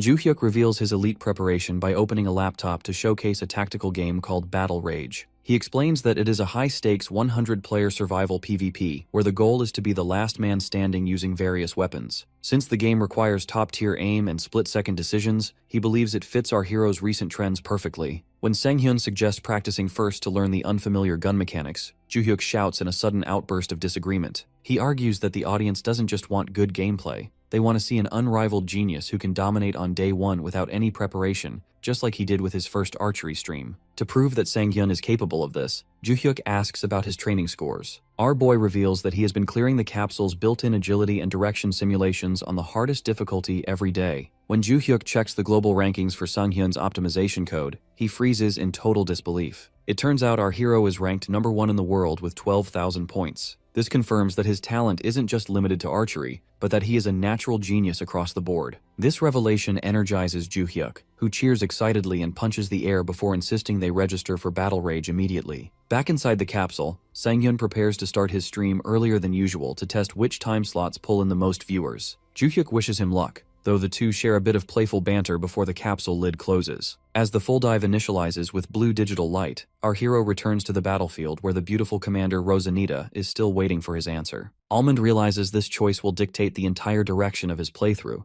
but he decides to stay true to his journey. He calmly tells Rosanita that while he is flattered, his loyalty is already sworn to another. This choice triggers a massive celebration among Team Emilia in the chat, while Rosanita fans mourn the loss. Despite the rejection, Rosanita offers a soft smile and acknowledges that he has more honor than most knights before she is led away by armored guards. Almond stands alone in the field, reflecting on how choosing her would have made the story run longer, but he feels now is the right time to switch games. His internal thoughts are interrupted by Lady Emilia calling his name. He turns to find her standing in the field, looking at him with a tearful, joyful smile. Despite the warnings from her guards about the lingering danger on the battlefield, she ignores everything and lunges forward, pulling our hero into a tight, emotional hug. Since our hero finally secured the victory, he suggests it's time to head home, prompting the live stream chat to explode in a mix of shipping frenzy and genuine shock. The atmosphere is so thick with romantic tension that even the usually cynical viewers are convinced this isn't just a game anymore. As the two lean in close, their faces inches apart, the screen suddenly cuts to black. This tactical cliffhanger causes the chat to spiral into total chaos, with fans screaming in disappointment as the game seemingly skips the most anticipated moment of the entire route. The narrative shifts to the group traveling at sunset, where the reality of Almond's legendary feat begins to sink in. A knight pulls up alongside our protagonist to verify the rumors of his 100-kill streak, calling him truly amazing. While Almond remains modest and credits the frontline mercenaries for the win, Captain Roman can't help but scoff at the knight's sudden change of heart. He points out that they are only acting friendly now because they previously refused to believe his skill. Despite his usual grumpiness, Roman offers a rare, soft-spoken thank you to our boy. He reveals that because of Almond's performance, every mercenary earned enough to relax for 4 months. This display of genuine friendship confuses the longtime viewers, who joke that the real Roman must have been replaced by a demon in a human mask. Upon arriving at Lord Genere's sprawling castle, the tone transitions from a war drama to an awkward family dinner. Emilia introduces Almond as a precious guest, leading him into a big hall to meet her father. Our protagonist is immediately hit with the weight of the situation, realizing he is finally meeting the man who holds his future in his hands. Surprisingly, Lord Genere is far from a judging noble. He welcomes the man of the hour with open arms and a joyful slap on the shoulder. He immediately orders his servants to bring out the food, which heightens our boy's nerves as he worries about the social expectations of a high-ranking household. The comfort is short-lived as a system notification appears, officially triggering a high-stakes dinner minigame. Because mercenaries aren't known for their table manners, the game forces Almond into a frantic rhythm-based event to avoid embarrassment. He finds himself staring at a water bowl and matching hand-washing symbols as notes fly across the screen.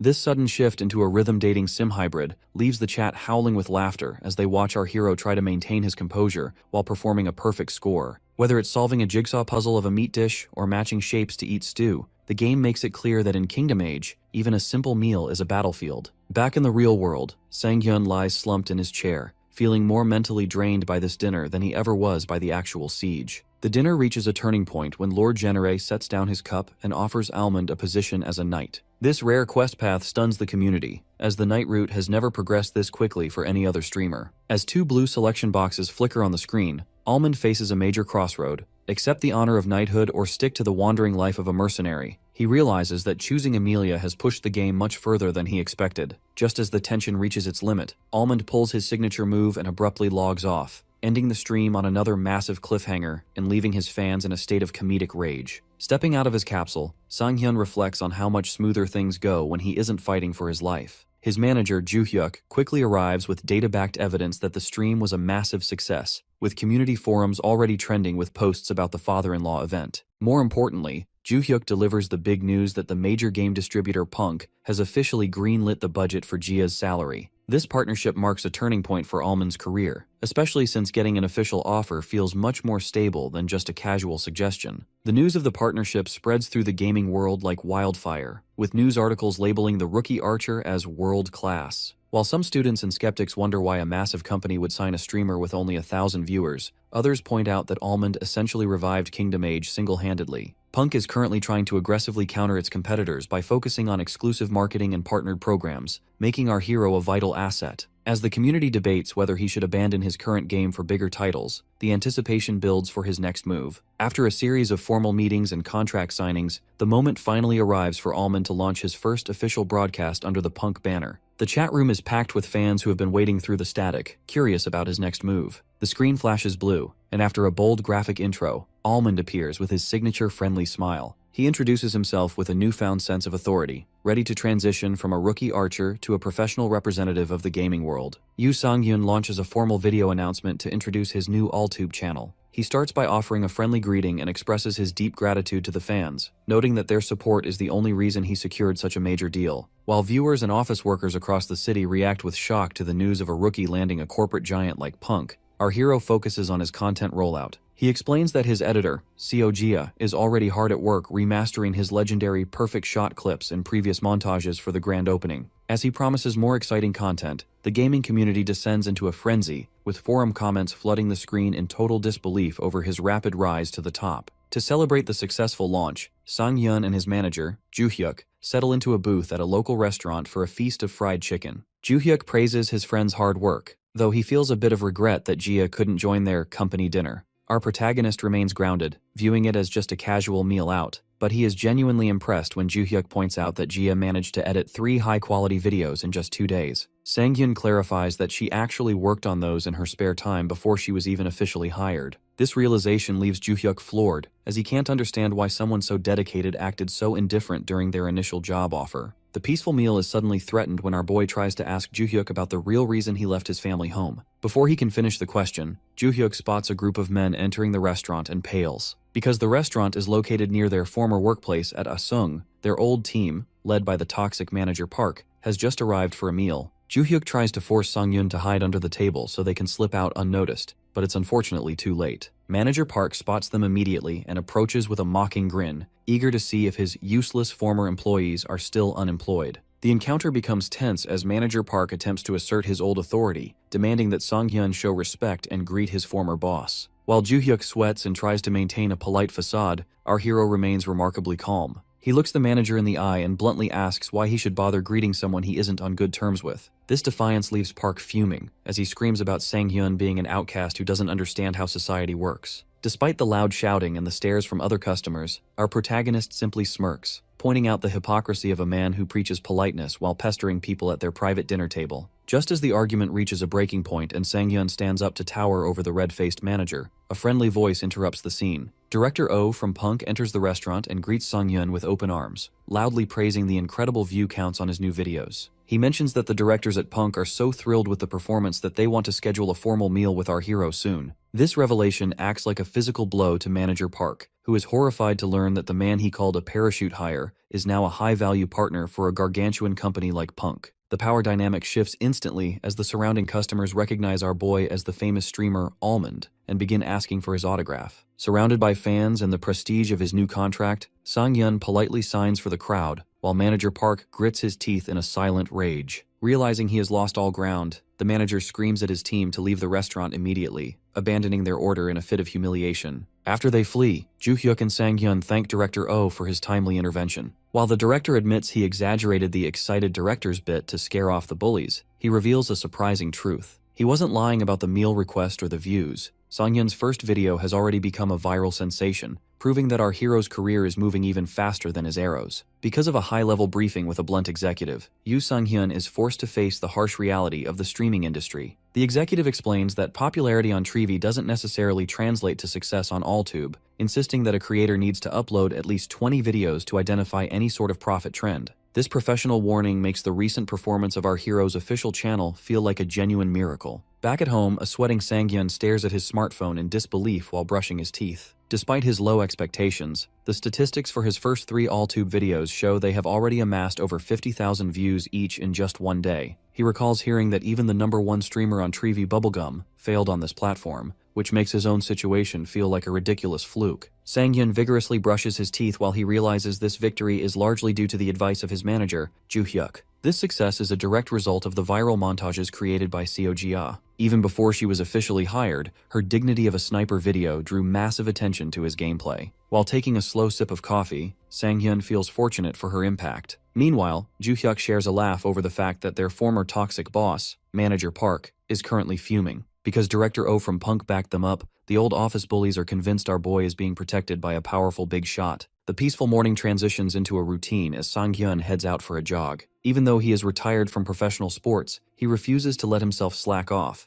especially after a night of chicken and beer. His rhythmic pace is interrupted by a loud ringtone and a frantic phone call from Joo-hyuk. The manager screams at him for ignoring messages. Joo-hyuk reveals that the view counts are so unusual that a Punk director has requested a formal meal. Beyond business, Joo-hyuk suggests they should express their gratitude to Jia with a gift, given that she is the cornerstone of their success. The opportunity arises immediately when Sang-hyun spots Jia jogging toward him in the park. Later, the two settle into a newly opened burger joint for a meal. While our hero worries that a hamburger is too cheap for someone who worked so hard, Jia insists it is fine. The atmosphere becomes hilariously awkward when Jia takes a massive bite of her burger, leaving Sang-hyun stunned by her silent, focused intensity. While the two sitting in complete silence as a crow caws in the background, Jia eventually mentions that it will be hard for her to eat if he keeps staring, causing an embarrassed Sang-hyun to apologize. To break the stagnant silence, he attempts small talk, but Jia's short, blunt replies lead the conversation nowhere. Eventually, she admits she is simply not very good at talking, noting that she only speaks well when it's about work or when she's drunk. Sang-hyun responds with deep sincerity, explaining that he understands the difficulty of suppressed feelings from his own time in a toxic office. He encourages her to share her story whenever she finally feels comfortable,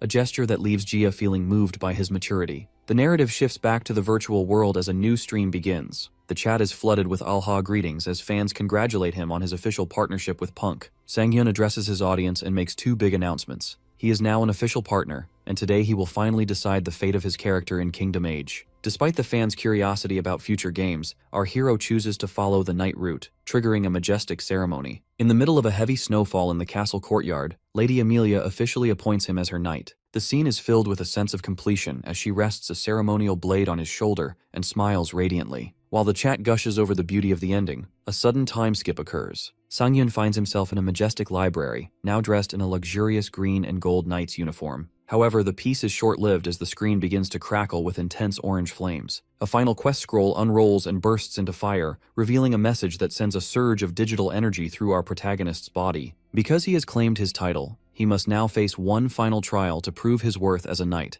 marking the beginning of the end for his journey in this world. This causes a bit of confusion since he assumed the title was already his. Before he can even process the notification, a servant boy bursts through his doors in a total panic. Because our hero isn't even dressed yet, the servant begins frantically gesturing and screaming that he'll be late for a competition. Almond has no idea what he's talking about, leading the servant to jokingly ask if he smoked opium the day before. The stream chat finds this hilarious, but the situation turns serious as the servant begins physically checking our boy to determine the legitimacy of his title. Luckily, they run into Lady Amelia. The servant is terrified that she heard him complaining, but she ignores the help and leans in to kiss Almond. This sudden reward shocks both the hero and his viewers, though our protagonist eventually justifies it by noting their relationship has naturally progressed to this point. Emilia looks him in the eye and warns him that if he fails this competition, their future together is at risk. Because she has complete faith in him, they head to a massive stone arena nearby where a crowd is already waiting. Unfortunately, a mocking noble named Count Alberto is there to greet them. He sneers at the Genere family for taking in a commoner and questions the validity of a knight without noble lineage. The stream chat immediately recognizes him as a recurring villain from other game routes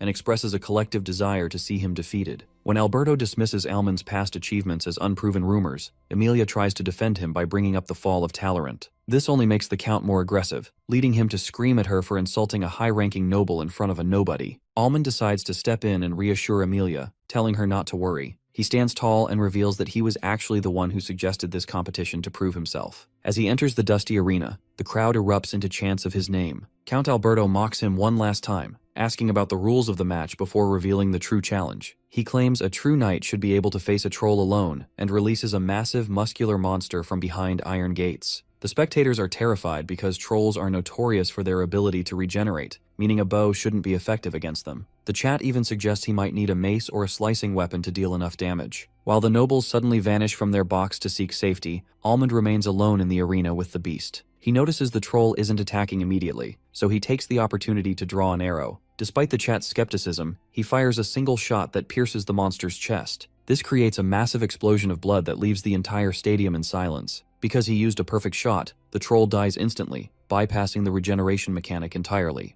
Count Alberto is so stunned he can only stare with his mouth open, while the chat laughs at how our hero's basic attack is essentially an ultimate move. This victory secures his honor, and the scene transitions to a grand wedding ceremony where a blushing Amelia celebrates their union in a bridal gown. As the credits roll, Sang-hyun reflects on how this first virtual reality game has changed his life over the span of just 1 week. Back in his dark gaming capsule, he acknowledges that Kingdom Age is truly over and decides it's time to move on. His fans are already suggesting new games, specifically PvP titles where he would have to face real people instead of AI. Our protagonist feels a surge of pressure because he knows human opponents won't go easy on a newbie, and his reputation as a genius could easily be destroyed if he fails. However, he refuses to stay still out of fear. He looks into the camera with a confident grin and announces that his next challenge will be Battle Large. Before starting the next phase of his career, Yoo Sung-hyun sits down for a meal with his manager, Joo-hyuk. They sit at a kitchen table surrounded by a holographic projector and fried chicken, where Joo-hyuk expresses deep concern about the transition. He worries that fans of Kingdom Age will abandon the stream once the game changes, but Sang-hyun takes a sip of his soda and remains calm. Our boy explains that losing half of his viewers is a standard risk for variety streamers,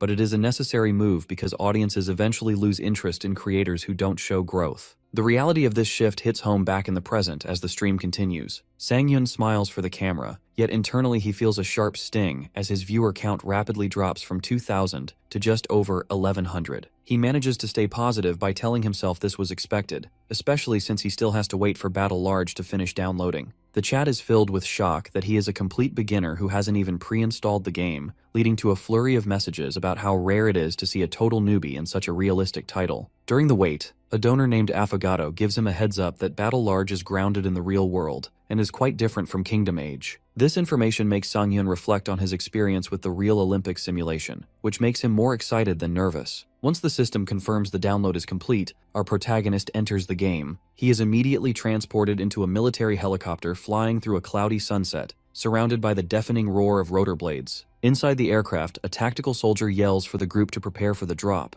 Sang-Yun looks down at his black combat boots and realizes his legs are shaking violently from the realism of the height. While the aerial view of the town below is breathtaking, the sheer drop is terrifying. When the soldier screams at him to jump, our hero hesitates, prompting the chat to mock his fear. Eventually, he is forced out into the sky, tumbling in a total panic while other players shout with excitement. Because he only watched a tutorial video and didn't expect the physical sensation to be this intense, Sang-Hyun grapples with his parachute cords as he plummets. Luckily, the chute opens automatically, allowing him to catch his breath, though he quickly realizes he is falling too fast. He hits the ground with a massive dust cloud and a pained groan, rolling across the sand. The viewers laugh at his clumsy landing, but the peaceful moment is short-lived as the camera reveals a ruined city where players are already engaged in brutal fistfights. Two nearby players spot his awkward arrival and immediately target him, shouting that a noob has landed. Sang-Yun scrambles away on all fours in terror, wondering if his low level is visible to everyone. The chat clarifies that his landing gave him away, so he kicks open the door of a nearby white building to find a weapon. While panting inside, his eyes widen as he spots a compound bow sitting on a dusty table. Our protagonist recalls using these for fun during his days as a professional athlete, and feels a surge of confidence as his fingers grip the handle. Suddenly, a heavy sound from the outdoor stairs alerts him that his pursuers are moving to the second floor. A trio of players enters the hallway above, assuming Sang-Hyun is still hiding on the first floor without any gear. Just as they begin to move through the hallway, an arrow pierces the leader's chest. The system announces the elimination, leaving the remaining two players in total shock. They realize their teammate was killed by a bow and attempt to retaliate, but our hero is too fast. Sang-Hyun draws back again and fires an arrow that strikes the second player directly in the eye, triggering a double kill. The third player decides to run away rather than face the sniper, leading to a debate in the chat about whether to give chase. Because the group was teaming in a solo match, Sang-Hyun decides to hunt him down. The last man comes from behind, who desperately tries to use a bow he found to defend himself. Our guy fires a point-blank shot to secure the triple kill, noting that the enemy likely thought copying his weapon would save them. The chat explodes with laughter and praise for the way he dismantled the team, though some veterans point out that his opponents were likely low-level due to his own fresh matchmaking rank. Sang-Hyun smiles at the interface and prepares to start farming with more confidence, but a jagged vibrating sound interrupts him. A golden notification fills the sky, warning him that the blue zone will shrink in 30 seconds, signaling that the safe area is moving. In a survival game like Battle Large, many players think hiding in one spot is a smart way to wait out the competition. However, the game uses a blue zone system to prevent this by shrinking a massive digital dome over the map. Because anyone outside the boundary takes continuous damage and eventually dies, Sang-Hyun realizes he's in a bad spot when a system notification warns that the zone will shrink in 30 seconds. He peeks through a window and sees other players running away, which forces him to hurry out into the ruins as well. The terrain is mostly crumbling stone with very few places to hide, so our boy tries to move carefully. The silence is suddenly broken by the roar of a car engine, and he ducks behind a low wall while hoping the driver just passes him by. Unfortunately, a bullet strikes the stone right next to his head, followed by a hail of gunfire that sends sparks and dust flying. This jump scare leaves our hero breathless and startled, causing his chat to laugh at his panicked expression. He feels a bit embarrassed and tries to justify his reaction by reminding everyone that this is his first game, but the viewers are too busy enjoying the cute moment. The situation gets worse as the car speeds toward him, forcing him to sprint away from the wall. He realizes the enemy is using the vehicle to close the distance, but he is shocked when their bullets actually destroy the corner of the wall he was using as cover. He slides behind a more durable stone pillar just in time to avoid another volley. From this position, he spots an enemy in camouflage gear who is frustrated that his assault rifle isn't landing hits. The enemy screams for Almond to stop struggling and come out, but our protagonist stays low and waits. Sang-Hyun notices another group of 3 players standing by a jeep, and his chat immediately realizes these people are teaming in what was supposed to be a solo match. He He doesn't let the injustice distract him and prepares a shot with his compound bow. He fires an arrow that lands with a loud impact, instantly eliminating one of the attackers. Because the enemies aren't wearing helmets, the kill is easy. The remaining teammates are shocked by the one-shot kill, but before they can figure out that bows deal high default damage, Almond fires again and takes out a second player.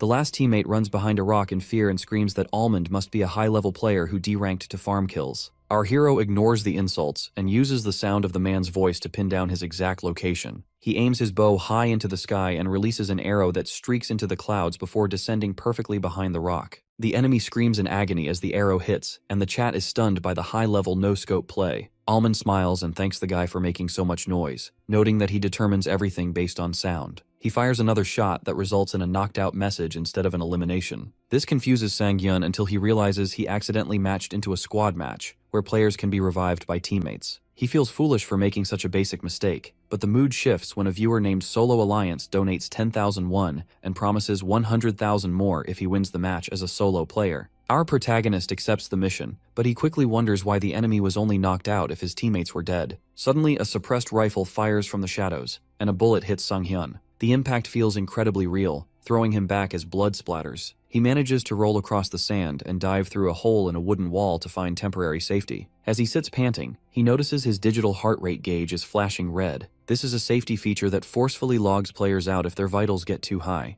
making him wonder if the game is always this risky or if something is wrong with his own biology. He hears footsteps approaching that his chat claims are silent. By focusing on the noise, he calculates that the enemy is moving slowly but steadily toward the fallen teammates to revive them. Because our hero knows they aren't looking for a fight yet, he waits for the perfect opening. He releases an arrow that hits the medic in the head, securing a double kill and ending the squad. As he exhales a long breath of relief, he notices several donations from new fans who are comparing his talent to a legendary player named Jeonjapa. While the chat debates his skill level, Sang-hyun feels encouraged that he is finally advancing on the path of a major streamer. He walks over to the bodies to see what loot they dropped and finds a black assault rifle with a suppressor and an optic. He stares at the gun reflecting in his eye, contemplating whether he should finally switch from his bow to a modern weapon. The stream interface shows a heavily divided chat, with some fans excited for a gun arc while others argue that a bow is his true identity. Some joke that using a modern weapon is more effective, while others threaten to cancel their support if he doesn't pick up the rifle. Our hero realizes that if he sticks with the bow and manages to win, he will solidify a unique image as a specialist bow streamer, a reputation he wants to carry over from his previous game. He worries that viewers might not be understanding if he loses simply because he refused a superior weapon. Just as the pressure mounts, a bright donation banner flashes from Seo Jia. She offers a 100,000 won mission for him to win using only the bow, which is perfect timing for our protagonist. He feels a bit lucky but also slightly concerned because Jia lives in his neighborhood, and he suspects she isn't financially well off. Despite his hesitation about accepting so much money, he realizes he needs this mission to progress the stream. He presses the accept button on his holographic screen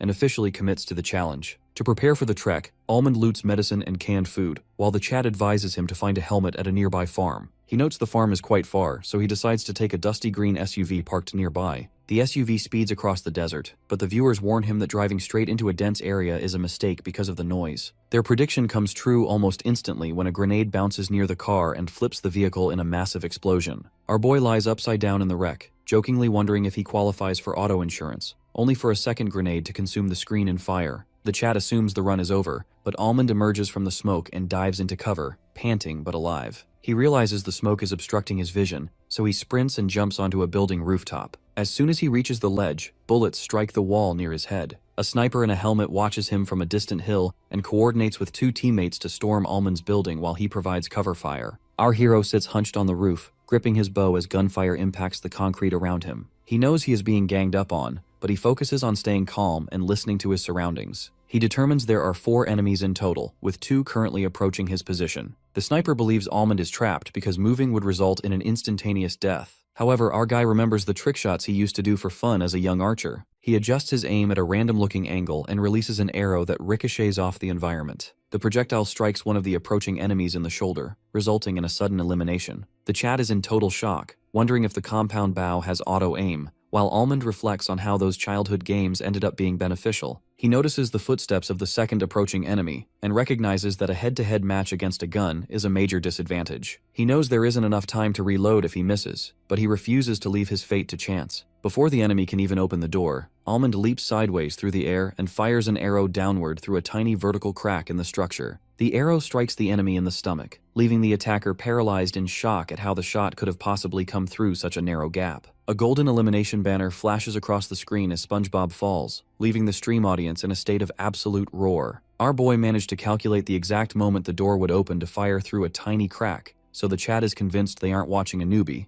but a godmond. Almond tries to stay humble by calling it good timing, but viewers aren't buying it, jokingly comparing his luck to losing everything in the stock market. The protagonist sits on the roof with a bashful smile, while the scene shifts to a rocky cliff where two snipers, Patrick Star and Calamari, watch the building in a tense silence. They receive a desperate digital transmission from their downed teammate, SpongeBob, who warns them that Almond is far too skilled for their current rank. He explains that he was shot the instant he opened the door, a feat that leaves the teammates in disbelief. Calamari refuses to believe a single person could dismantle a squad so easily, assuming SpongeBob was simply careless. This squad isn't just a random group of players, they are Love Mondays, a clan represented by a yellow sponge emblem. The group consists of talented individuals, including the diamond-ranked sniper Calamari, and they even have experience in amateur competitions. Reality was unkind to them. One member was a struggling bar exam student while another faced similar hardships, which forced them to stop playing a year ago. Upon their return, their ranks were reset to the lowest level, bronze, which is why they've crossed paths with our hero. Back on the cliff, SpongeBob urges friends to hurry and revive him as he crawls toward the first floor. Calamari suspects our protagonist is using their teammate as bait to lure them out, questioning just how confident the archer must be. While Patrick Star suggests they simply ditch SpongeBob and run,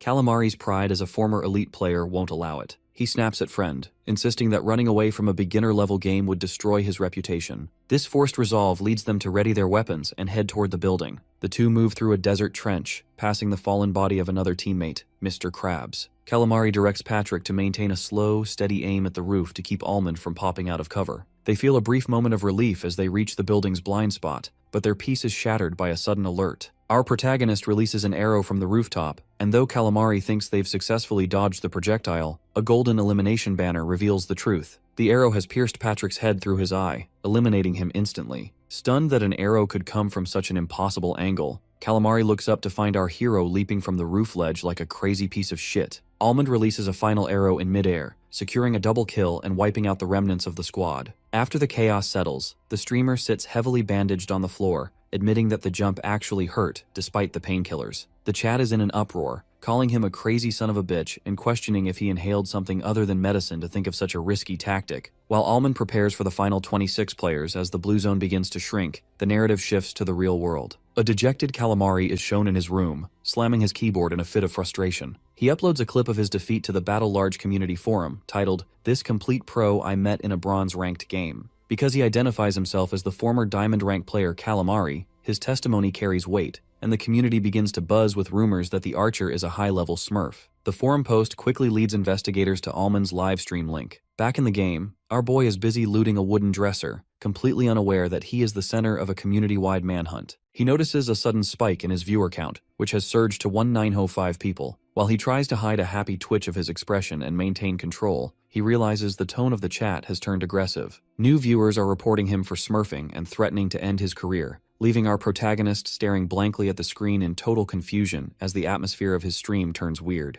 Almond initially hopes the attention is good, but quickly spots aggressive messages accusing him of smurfing, the practice of high-ranked players picking on beginners. A forum post goes viral, claiming our hero is a professional gamer hiding behind a fresh account. Although the accusations are based on a misunderstanding of his raw talent, the backlash is immediate, with several viewers reporting the channel and mocking his supposed smurfing days. Our protagonist looks at his holographic stream interface with a startled, sweating expression, wondering if viewers really came from a forum post. Despite the confusion and mockers explaining what a smurf is, he decides to think positively. He figures that if people watch him play, they will eventually see the truth, and he trusts Juhyuk to handle the logistics. Luckily, his focus is pulled back to the game by a system notification warning that the blue zone is shrinking. Sharp gunshots echo through the desert ruins, signaling that fighting is becoming more frequent as players are pushed closer together. Knowing he needs to stay ahead of the boundary, our boy steps firmly onto the sand and begins to move. The chat encourages him to keep using the bow, while the feed flashes with news of 5 players dying instantly. This leaves only 10 people remaining, a fact that surprises our protagonist as he crouches behind a concrete wall. He moves quietly through a building, hoping to run into players whose teammates have already been eliminated. But as he rounds a corner, he suffers a violent collision with another player. This accidental bump leaves him dazed, and his eyes widen as he sees a gun muzzle gleaming with a lens flare right in front of him. The enemy cocks the weapon, and 3 shots explode across the screen. Our hero dives for cover with a pained grunt, immediately taking a dynamic pose to draw an arrow back with intense focus. He hides behind a wall, listening to approaching footsteps. He waits for the perfect moment of overconfidence, and as the attacker rounds the corner, Almond releases his bowstring with a creak. An arrow strikes, hitting the enemy in the head and causing a red flash of impact. The downed player's teammate looks on in shock, shouting that there's a sniper nearby. Almond peeks through a ruined doorway, watching 2 enemies in a trench. Because they took the bait, our boy realizes being solo has its advantages. He stands tall and draws his bow, releasing a shot that slams into an enemy. The hit is so strong that a system alert flashes for equipment damage, causing the enemy to yell in pain about his helmet's durability. The 2 enemies, including a player named Octopus, hunker down in a dirt pit, wondering who would use a bow this late in the game. Just as Octopus complains about the annoyance, a massive sound effect fills the screen as an arrow slams into him from high above. A system notification confirms he is knocked out, leaving his teammate, Baby Octopus, looking up in terror. Before the survivor can figure out the angle of the shot, another arrow streaks through the air. In a matter of seconds, 2 elimination banners appear as Almond wipes out both players. Our hero lowers his bow with a neutral expression, surprised they died so quickly. The chat reacts with awe, joking that physics makes you better at PvP and acknowledging that it isn't the bow that's good, but the man holding it. Suddenly, another player is eliminated elsewhere, leaving only 4 people left in the match. Almond looks to the side, deep in thought, realizing that if the remaining 3 aren't on the same team, he can actually get first place. Unfortunately, the blue zone starts shrinking again, and our protagonist sighs at his bad luck. The chat mocks his unluckiness, while the mission rewards for winning with only a bow and winning a squad match solo are displayed. These high stakes make the donors nervous, with some jokingly praying to every deity to save their 50k won. Almond knows that while the map shrinking helps, snipers still have plenty of places to hide. He runs forward carrying his supplies only to be startled by a voice calling out. He peeks around a corner and sees a group of 3 players standing together. They are the final squad, mocking the fact that only 1 person is left. Our protagonist stays hidden, blushing slightly from the intensity of the 3v1 situation. The chat calls this hell difficulty, noting that this was predictable since he dove into a squad match alone. The enemies check their holographic maps, feeling confident that even the blue zone is on their side. As lightning flashes across the sky, Almond grips an arrow so tightly his hand trembles. He knows this moment separates a pretty good player from a superstar. He decides that since the enemies are lax due to their advantage, he will aim for the gap in their guard. He swallows a healing item, getting himself ready. The scene turns quiet as the enemies wait behind a rock, wondering if he is even there. Behind them, Almond is actually lying flat on the ground.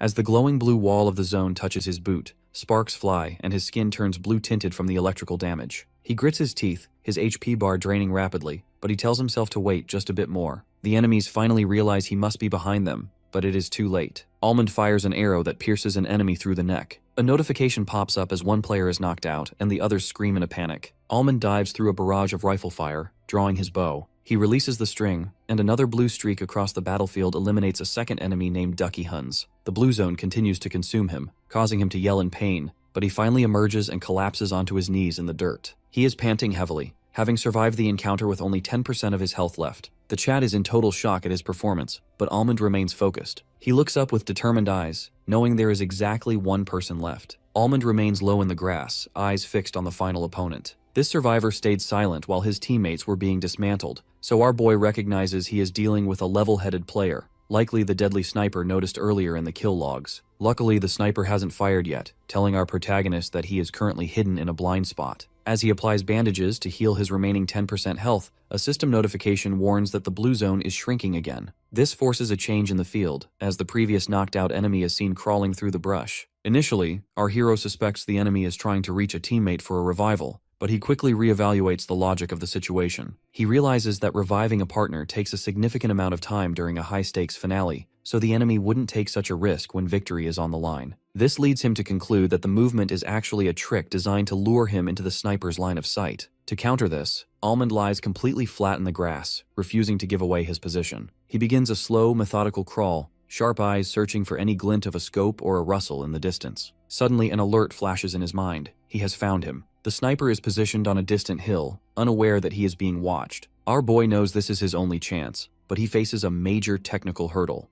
It is impossible to draw a compound bow while lying horizontally on his stomach. In a moment of pure creative desperation, he flips onto his back, causing the stream chat to explode with confusion. He pins the bow handle to the ground with his combat boot and uses his foot as leverage to draw the string back with both hands. This foot archery style, while physically grueling, allows him to stay below the grass line while aiming upward. With a grimace of effort, our protagonist releases the arrow. It streaks through the air like a blue comet and slams into the sniper's helmet with a thunderous impact, shattering the gear. Before the dazed enemy can finish a healing item, Almond sits up and launches a final vertical shot. The arrow pierces the sniper's head, resulting in a massive splatter of blood and a golden elimination banner. System messages confirm the impossible. Almond has secured first place in a solo squad match using only a bow. The victory triggers a massive wave of rewards and donations. Between the win a squad match alone and win using only a bow missions, our protagonist nets a total of 460,000 won in instant donations. Amidst the celebration, a 50,000 won donation from a user named Miho causes a frenzy in the chat. Miho is a famous high-tier streamer known for her celebrity looks, so the audience is stunned when she asks if Almond is looking for a clan. He politely declines, citing his need for more practice as a beginner, which earns him respect for his humility even as the chat calls him a future CEO-level player. After waving goodbye to his fans and ending the stream,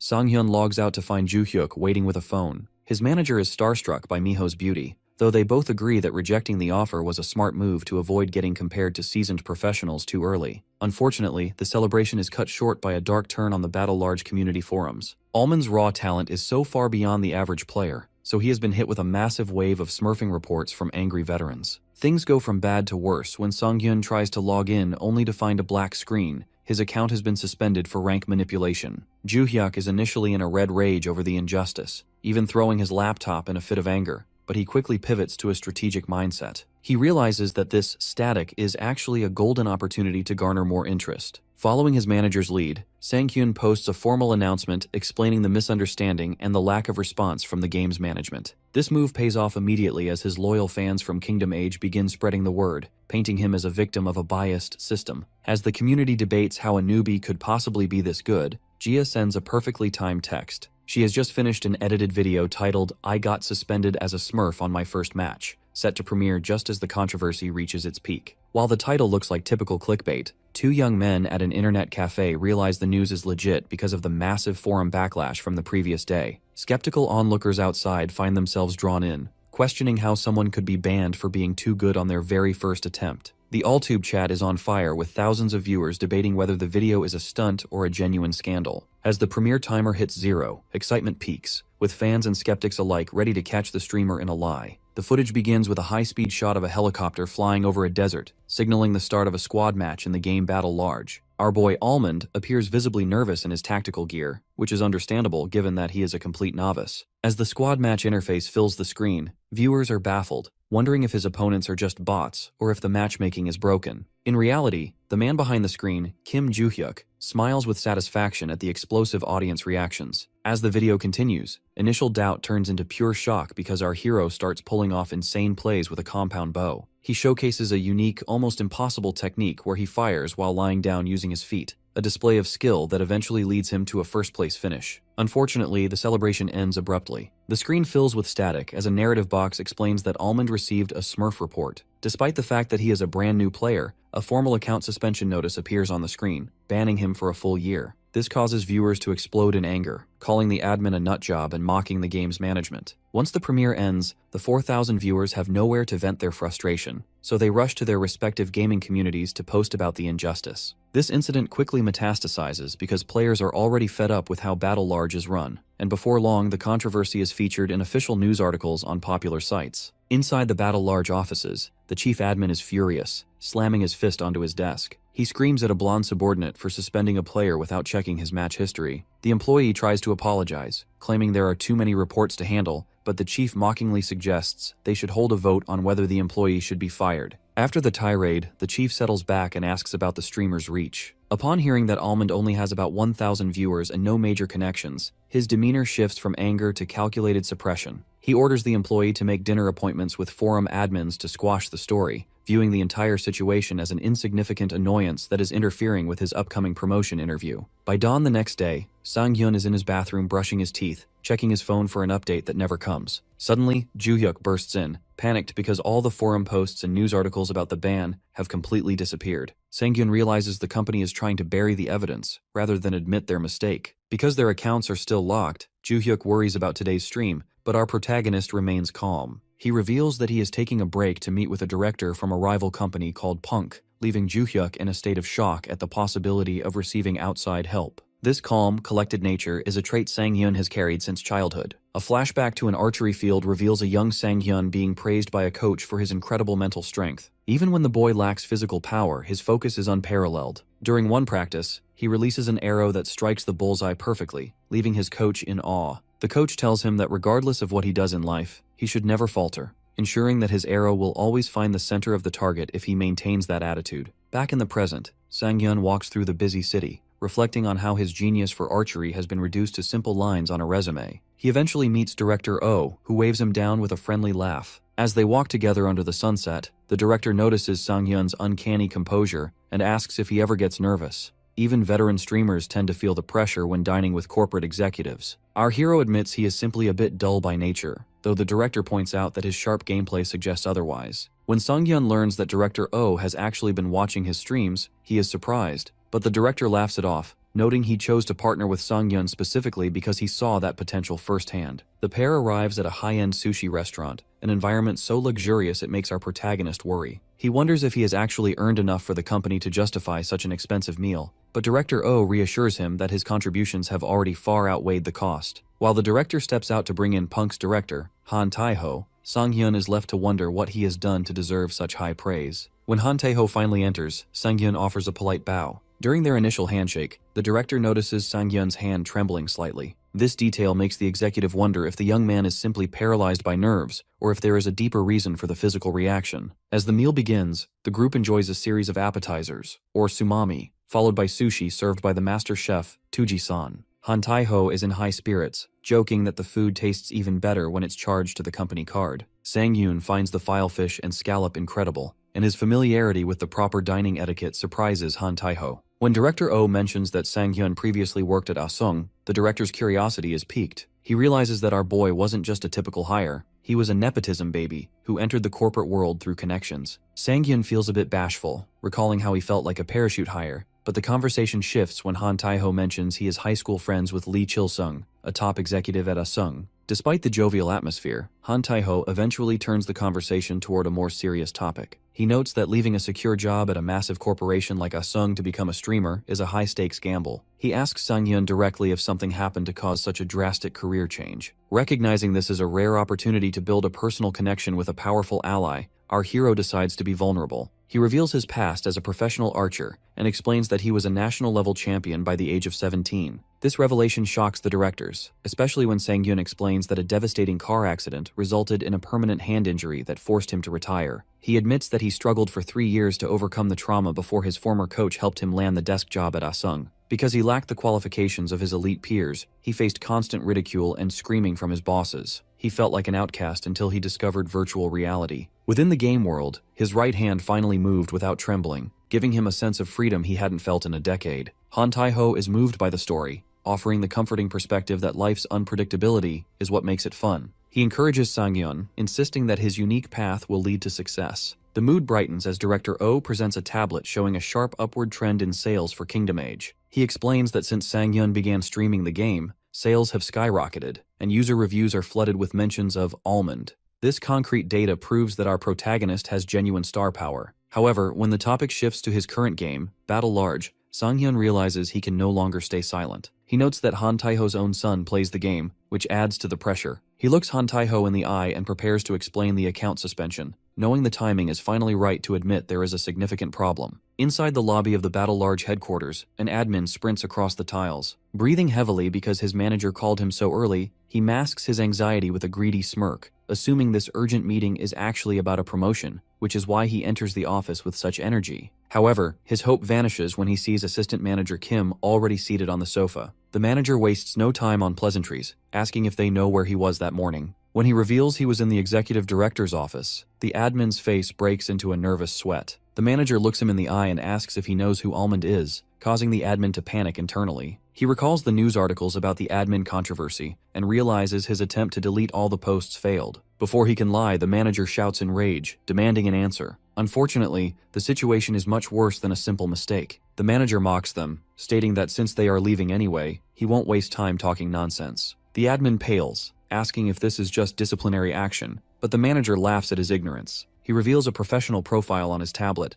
Our boy, Yu Sang-hyun, is actually a partnered streamer with Punk. Because Sang-hyun increased Kingdom Age sales by 5 times, the executive director was notified immediately. The manager explains that if Punk cuts off their promotions, the company is finished. He berates them for touching a Punk partner without any proof, calling them too dull to even handle a cover-up properly. He tells them to live honestly from now on and dismisses them to the disciplinary committee. As they leave, the manager is already on the phone, confirming that the Almond case has been moved to Team 2 and the suspension has been cleared. He orders his team to prepare for an advertisement filming with Punk, noting that they need to get rid of all the dirt. Meanwhile, a heated confrontation erupts in the hallway. The admin grabs assistant manager Kim by the collar, screaming that he specifically asked if the streamer had connections. Kim grits his teeth and shouts back, reminding the admin that he was the one who wanted to bury the incident. Their shouting match turns into a physical brawl until security arrives to break them up. The next morning, the mood is much calmer at our protagonist's apartment. Sang-hyun sits eating cereal while Joo-hyuk stands nearby in pajamas, demanding to hear about the dinner with the Punk directors. Our protagonist casually mentions that it went well, and that Director Han even asked for personal archery lessons. This causes Joo-hyuk's mouth to hang open in total shock. He imagines a future where Sang-hyun is so well connected that the director considers him one of his people. While they talk, a sound rings out from the table. It is an official message from the Battle Large admin team. Because of the director's influence, the company has officially apologized for the suspension and offered in-game compensation. Joo-hyuk notices the time is exactly 9:35 a.m. This forces our hero to realize the magnitude of the support he has. The director must have called the other company's office the moment he arrived at work. Joo-hyuk happily heads to the stove, insisting on cooking a proper meal to celebrate. Ready to move forward, Yu Sang-hyun puts on a tracksuit and heads outside to work out. While stretching, he takes a moment to post a status update. My suspension was lifted. I'll be streaming at 7 p.m. tonight. The post is immediately flooded with supportive comments from fans who are thrilled to have him back. At the same time, his editor, Seo Jia, is lying on her bed smiling at her phone. She sees that the media is now siding with Almond and exposing the stubborn admin's weak points. However, she spots a new notification that surprises her. It's a video premiere from a creator named Small Long titled Battle vs. Large. The thumbnail features a bear avatar and a tagline mocking the incompetent admin. Yu Sang-hyun's recent account suspension unexpectedly turns into a massive promotional springboard for him. While a pink avatar issue all-tuber named Small Long initially tries to capitalize on the drama by mocking Battle Large's management, his plan backfires. Small Long aggressively shouts to his audience about how a first-time player could possibly be banned as a smurf, even leaking that a Punk director had to personally intervene because Almond's emails were being ignored by low-level staff. However, Small Long's wide-eyed greed over hitting 100,000 views in 3 hours is short-lived. Because he lacks actual footage of our boy's skill, viewers begin to sweat him, flooding the chat with demands to see the actual clips. These casual users do not care about the dogshit management. They are only curious about the player whose talent is so high it breaks the game's reporting system. Back at his apartment, Sang-hyun is stunned to see his all-tube views surging toward 400,000. While his manager Joo-hyuk reacts with explosive excitement and wonders if the numbers are a platform error, our protagonist remains remarkably stoic. He tells Joo-hyuk that while it's great to see a video blow up, the popularity of celebrities is short-lived. He believes he cannot let his emotions fluctuate over a single flame in the wind, reminding himself that mind control is a basic skill for an archer. However, this calm facade is tested the moment he enters his gaming capsule. As the stream begins, the chat moves so fast it makes him dizzy. He is so startled by the sudden influx of 2,000 people before the intro even finishes that he accidentally hits the door and pops out of the capsule. He offers a clumsy excuse to Joo-hyuk about moving inside, but his manager sends a mocking message, laughing at how our hero acted tough just moments before. The reality of his new scale is undeniable. The viewer count quickly climbs to 2,910, and then surges past 3,700. This influx is evidence that the character Almond has successfully crossed over to a diverse public audience that is much larger than the typical streaming niche. To ground himself, our boy reflects on his days as a national athlete, realizing that while the method of expression has changed, the high-pressure environment of the spotlight is exactly the same as standing in a stadium surrounded by falling confetti. Once the stream officially kicks off, Sang-hyun handles the transition professionally. He uses a blue digital PowerPoint-style presentation to explain the details of his suspension and how Punk's intervention resolved it. This transparency turns the chat against the Battle Large admins, with viewers expressing goosebumps that Small Long's rumors about corporate power moves were actually true. While a Kingdom Parrot troll tries to derail the mood by donating 1001 to call his current path a shitty game, Almond simply smirks. He firmly announces his true objective for the 4,000 eyes watching, a solo match in Battle Large. Because he previously matched into a squad game by mistake, the chat is relieved to see him select an individual solo preparation match this time. However, the skepticism remains high. Many veterans believe that if he does not find a bow, he will be lucky to break the top 90, as even pros can be eliminated in 5 seconds with bad luck. This lack of faith does not bother our protagonist, as he knows he still has everything to prove. The stakes are raised instantly when a viewer named Believe You offers a massive 300,001 mission for a first-place victory. Driven by the mission and his own determination, Almond's focus becomes razor-sharp. He realizes that this match is the deciding factor in his career. He will either become a passing curiosity or a certified superstar. As the beginning game screen flashes and blue light streaks consume the capsule, our hero grips his gear with a determined look, ready to show the world the capabilities of the superstar they have gathered to see. The rhythmic thrum of a military helicopter's rotor blades cuts through a sun-bleached sky, setting a tense stage for the start of a new match in Battle Large. Inside the aircraft, the atmosphere is far from peaceful. An aggressive instructor in full tactical gear looms over the recruits, screaming at them to move faster. A nearby recruit recoils in terror, wondering if the instructor is actually just an NPC or a real person. Almond sits cautiously near the cargo hatch. He remembers being pushed out without warning in his last match,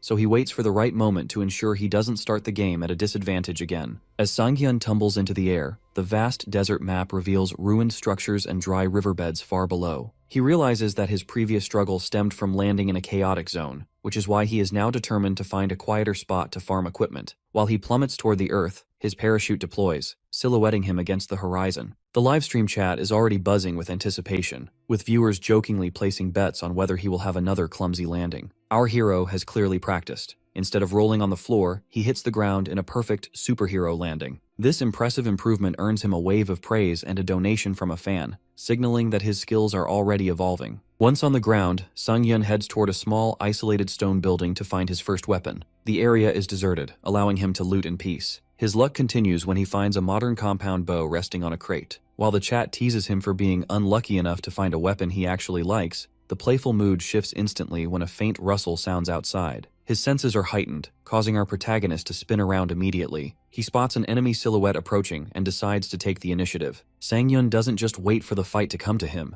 He sprints through the building and leaps through a window into the open air. He catches a nearby player completely off guard. The enemy barely has time to process the sight of a man flying through the air with a bow before Sanghyun releases the string. The arrow streaks through the air and strikes the enemy directly in the head, resulting in an instantaneous elimination. This high-speed play stuns the chat, especially when a donor points out that Sanghyun judged the target's location based on sound alone. Even his manager Joo-hyuk is watching from the real world, breathless at how much more graceful and composed our boy has become compared to his hectic first match. As the game progresses, Sanghyun moves with the confidence of someone who knows exactly what will happen next. He spots another player attempting to flee across the desert and aims his bow high into the sky. The arrow drops with terminal velocity, striking the runner dead center in the head. This display of god-tier accuracy causes a divide in the chat. New viewers are in total disbelief, while old fans mock them, claiming that for Almond, headshots are the only option. Despite the praise, our hero realizes he has a major problem. He is currently 4 kilometers away from the safe zone. The blue death zone is closing in, forcing Sanghyun to race against the clock. He quickly loots one more building, finding a camo-patterned first aid kit that will be vital for the late game. A hilarious moment occurs when the chat points out a double-barrel shotgun on the floor. Our protagonist, clearly wanting to stick to his bow-only identity, shamelessly pretends he can't see the gun at all. He ignores the protests of his viewers and walks away with a cheeky smile, prioritizing his signature style over modern firepower. The race against the environment becomes brutal as the blue energy field overtakes him. Sanghyun grits his teeth against the pained feedback of the toxic air, using an energy drink to boost his stamina. As he nears the shimmering wall of the safe zone, he witnesses the chaotic reality of the bronze rank he's playing in. He watches a motorcyclist flip over a boulder in a spectacular accident and hears other players screaming for medics or fighting over a single bicycle. Our hero stares at the frantic, clumsy behavior of his opponents in total bewilderment. He realizes that while he faced elite squads in his first match, he is now surrounded by players who can barely aim or drive. As the safe zone shrinks rapidly, the sky chokes with blue electrical streaks and lightning, while the air fills with the thunderous gunfire and massive explosions. In the ruins below, tension reaches a breaking point. One player, clutching a handgun and dripping with sweat, screams in a panic for others to stay back. His opponent is equally bewildered, shouting back that starting a fight in the middle of a collapsing zone is total insanity. Almond is jolted into action when a stray bullet slams into the wall right beside him. As he ducks behind a stone pillar, his stream chat explodes with laughter, mocking the bronze rank logic where players would rather brawl than survive. Songyun realizes he cannot wait for the situation to resolve itself. He decides that when you are in a shithole, you have to play by the shithole's rules. Our protagonist readies his compound bow, catching the attention of an enemy sniper. The attacker is stunned that an archer is not only running through open sand, but is actually managing to aim a headshot while mid-sprint. The situation turns dire when the remaining players realize how dangerous Almond is. They stop fighting each other and turn their guns toward him, surrounding our boy in the center of the ruins. While the chat panics over a 4-on-1 standoff in a solo match, Sanghyun reaches for a fletched arrow and smirks. This high-pressure environment feels surprisingly familiar to him. This sense of familiarity stems from a vivid flashback to his youth at the athlete's village. Because his personality was milder back then, Sanghyun is often adopted by national-level soccer and basketball seniors. These elite athletes have an extreme way of showing affection,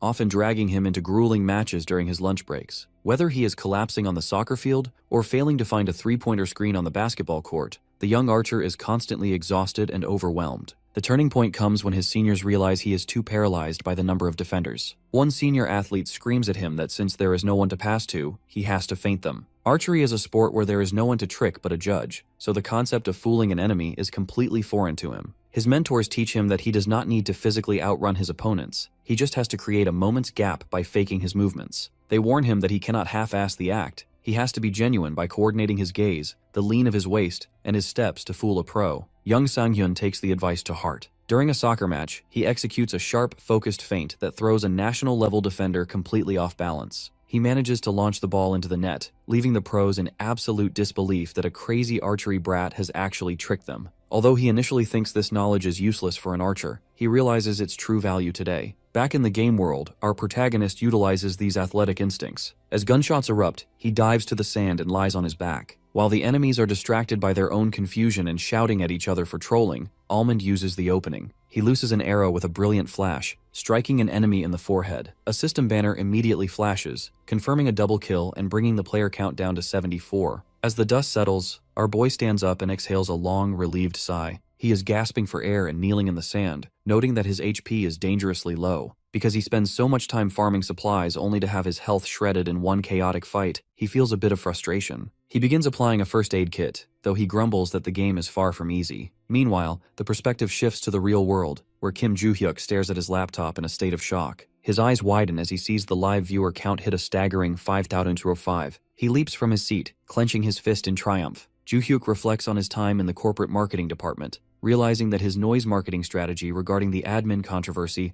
was the perfect double-edged sword. He knows that while the controversy brought them 5,000 new eyes, it is now entirely up to Sanghyun to maintain that interest. Watching our hero sprint forward on the screen, Joo-hyuk shakes away his anxiety. He knows that if anyone can handle the spotlight as if it were no big deal, it is Sanghyun. An overhead view of the desolate battle-large desert shows Almond continuing a dominant streak. With a sudden, stylized release of his bow, he lands a perfect headshot on an unsuspecting player. Having already secured 12 kills, his live stream chat is in a state of absolute shock. Our hero ignores the praise and immediately begins rustling through the fallen player's belongings. He finds nothing but basic recovery items and bandages. This lack of high-tier loot leads Almond to complain that a decent helmet is still dodging him, even though he is systematically wiping out the competition. His viewers find this obsession hilarious, pointing out that in such a low-ranked match, most players haven't survived long enough to farm anything useful. When a donor suggests he should look through houses instead of corpses, our boy delivers a cold, logical rebuttal. He decides that because the items in houses are poor, he will simply let other players do the work for him and take their gear by force. This human farming strategy earns him a new nickname from the chat, the Helmet Murderer. Our protagonist announces that he will only target players wearing helmets from now on, promising to let the unprotected ones slide by,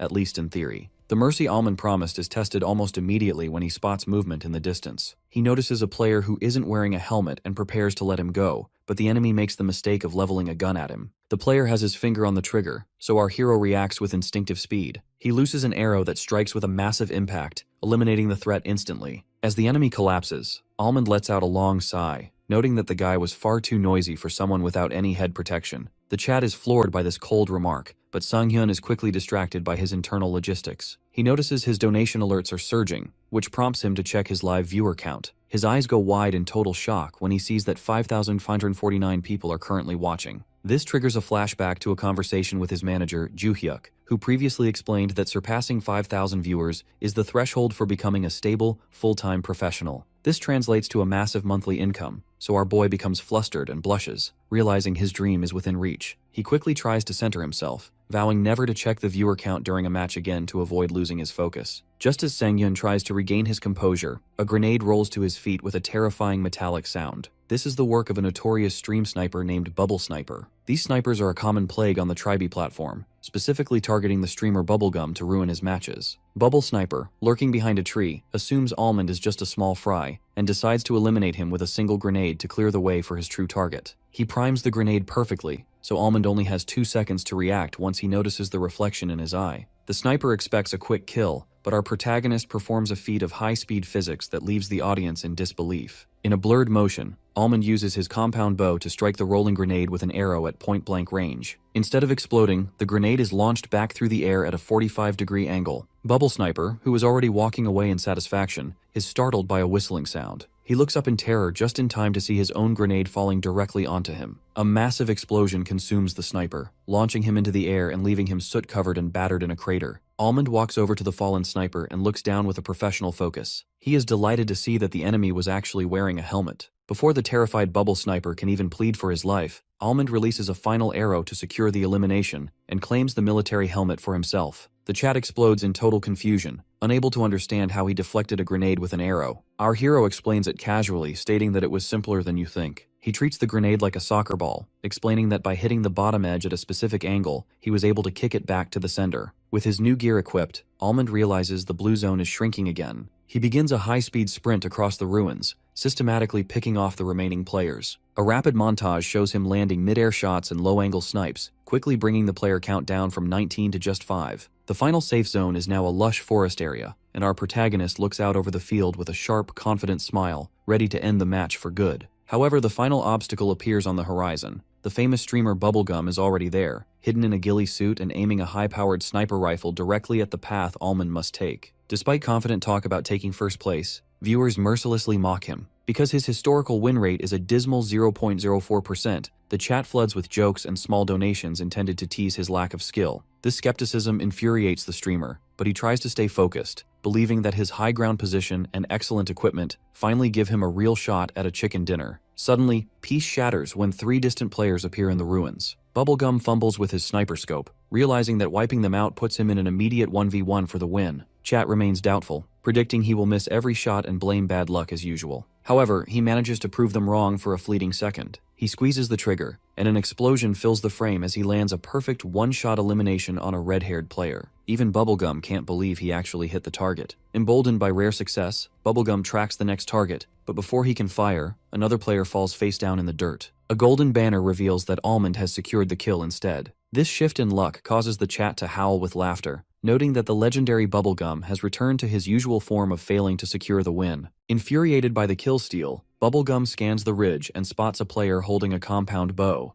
Bubblegum is baffled that someone would use a bow this late in the game, but confusion turns to a strange chill when he realizes Almond is looking directly into his sniper scope from a massive distance. Strangely, it feels as though they've met eyes across the desert. Bubblegum tries to dismiss the intimidation, racking his rifle bolt and aiming at the standing target. He mocks Almond internally, believing the archer is a total newbie who doesn't understand that an arrow can't possibly compete with the range and velocity of a sniper rifle. Bubblegum fires his rifle with a confident remark, but what happens next defies the game's logic. As the bullet streaks toward its target, Almond releases a black-tipped arrow that travels on a downward arc. In a spectacular collision of metal and light, the arrow strikes the bullet directly in mid-air, causing an explosion of fragments. Bubblegum is left staring at his screen in total shock, wondering where his bullet went, while his chat begins to suspect he's encountered a bug or a god-tier player. Refusing to believe what he saw, Bubblegum cocks his rifle for a second attempt. However, as he looks through the scope, he sees Almond running through the open field while drawing a new arrow. Another explosion fills his view as Almond successfully counters him again. By the third time this happens, the chat realizes this isn't luck. It is pure, terrifying skill. Bubblegum is now visibly trembling,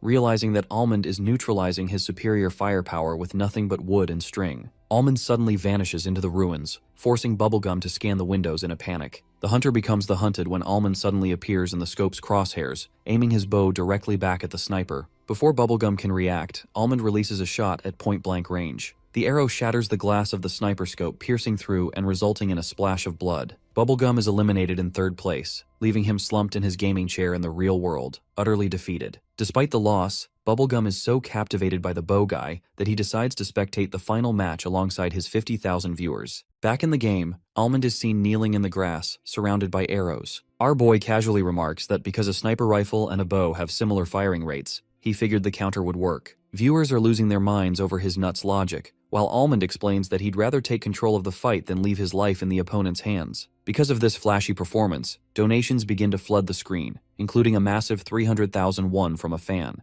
Our protagonist acknowledges the support, but quickly refocuses, knowing there is exactly one person left. He notes that the final opponent is being dangerously quiet, suggesting they are steeled and waiting for the perfect opening. Our hero lies flat on the ground, listening for the faintest rustle of movement. Suddenly, his eyes sharpen as he detects a sound. He springs into a crouch and pivots toward a distant stone wall, drawing his bow. Although the viewers can't see anything, Almond fires an arrow that travels through the air and strikes an enemy in the helmet. The enemy reels back, shocked that their hiding spot was discovered. Almond realizes the opponent wasn't actually a cool-headed pro, they simply had a lucky location. Desperate, the enemy begins spraying a submachine gun, hitting Almond in the shoulder. Our boy remains calm, dismissing the attack as having no aim. However, the situation becomes annoying as the enemy retreats behind cover. Our protagonist notices the final player is wearing a heavy, legendary golden brown helmet. Because this unbreakable gear can survive a direct headshot, Almond realizes his usual one-hit victory won't work. Our protagonist admits the situation is annoying. He doesn't let it discourage him for long, deciding that taking down a tanky opponent simply requires a bit more effort. He begins drawing his compound bow with a look of pure determination. Our boy looses an arrow that strikes the golden helmet with a sharp metallic clang. The impact is so heavy that the opponent, Pitchtone, is forced onto his knees in the grass with a pained cry. While Almond watches carefully to see if the man can still retaliate, he is suddenly blindsided by a massive white explosion. Pitchtone has deployed a desperate smokescreen, prompting the chat to mock the chaotic strategy being used to stall the fight. Tactical items like grenades and flashbangs begin flying out of the thick smoke, forcing our hero to run through a gauntlet of fire and explosions. The stream chat is in an uproar, laughing at the farming meta Pitchtone is using to stay alive. Almond realizes that if he gives his opponent any more time to heal, he will lose his hard-earned advantage. Luckily, the sound of coughing gives the enemy's position away as the smoke begins to clear. Identifying the target, our protagonist nocks an arrow. He reflects on how much he loves using a bow in this game, specifically because it allows him to kill in absolute silence compared to a loud firearm. While Pitchtone is hidden in the fading smoke desperately applying a recovery bandage, Almond releases a shot. The arrow slams into Pitchtone's chest, leaving the enemy in total shock that he was targeted so accurately without hearing a single sound. The confrontation turns pathetic as a wounded Pitchtone crawls toward two grenades on the ground, his hand shaking with effort. Almond refuses to let the man launch another explosive and fires another arrow that pierces Pitchtone's hand just as he reaches for the pin. Because the smokescreen should have made vision impossible, Pitchtone is left screaming in confusion about how he's being hit with such precision. Our boy simply notes that he's being forced to kill in this annoying way because of that one legendary helmet. Before the enemy can even process that he's facing a streamer, a final arrow strike secures the elimination. Confetti and paper strips rain down over the desert as a system banner congratulates Almond on his first-place victory. He has secured a staggering 31 kills, a feat that sends the chat into a frenzy. While some fans joke that he'll get banned again for such high numbers, our hero raises his bow in a triumphant pose with a wide smile. Once back in the waiting area, Sangyun turns on his camera to thank his supporters. He begins reading out the names of donors when a sparkling purple alert pings across the screen. A viewer named Persistent Thrower has donated a staggering 1.5 million won, calling our boy feisty. This is the single largest donation Sangyun has ever received, and it leaves both him and his manager, Joo-hyuk, in a state of absolute wide-eyed disbelief. In the real world, Joo-hyuk immediately begins researching the donor. He recognizes the nicknames Persistent Thrower and Strategist from old named donor lists on Tribe dating back 10 years. Because these accounts have no history of issues, he concludes they are high-profile supporters rather than trolls. He breaks into a confident smirk, realizing that Sanghyun is officially raking in big money and successfully proving their toxic former boss, Manager Park, wrong. Back on the stream, Sangyun feels the pressure to give a proper reaction for such a massive gift. He recalls that his previous reaction for 300,000 won was a somersault, so he decides to up the ante. He finds his compound bow against a wall and tells the audience that his credibility is at stake. He performs 3 rapid, high-speed backflips in mid-air before firing an arrow into the sky as a final salute. He waves a joyful goodbye to his audience, but the exit goes horribly wrong. Instead of a smooth logout, the screen fades back in to show Almond's character standing in the field with an arrow through his own head. This hilarious offbeat ending sends the chat into fits of laughter, with fans joking about somersault inflation causing the stream to crash. In reality, Sanghyun is screaming at Joohyuk for failing to cut the feed on time. Joohyuk can only laugh and apologize, explaining that he fumbled the controls because Sanghyun ended the stream so abruptly. After the adrenaline fades, Sanghyun heads for a shower to wash away the exhaustion of the day. As water drips in the bathroom, he reflects on the match. He realizes that even in a bronze rank game, victory wasn't perfect, and the grenade encounter was a wake-up call. He stares at his reflection with an intense, determined gaze,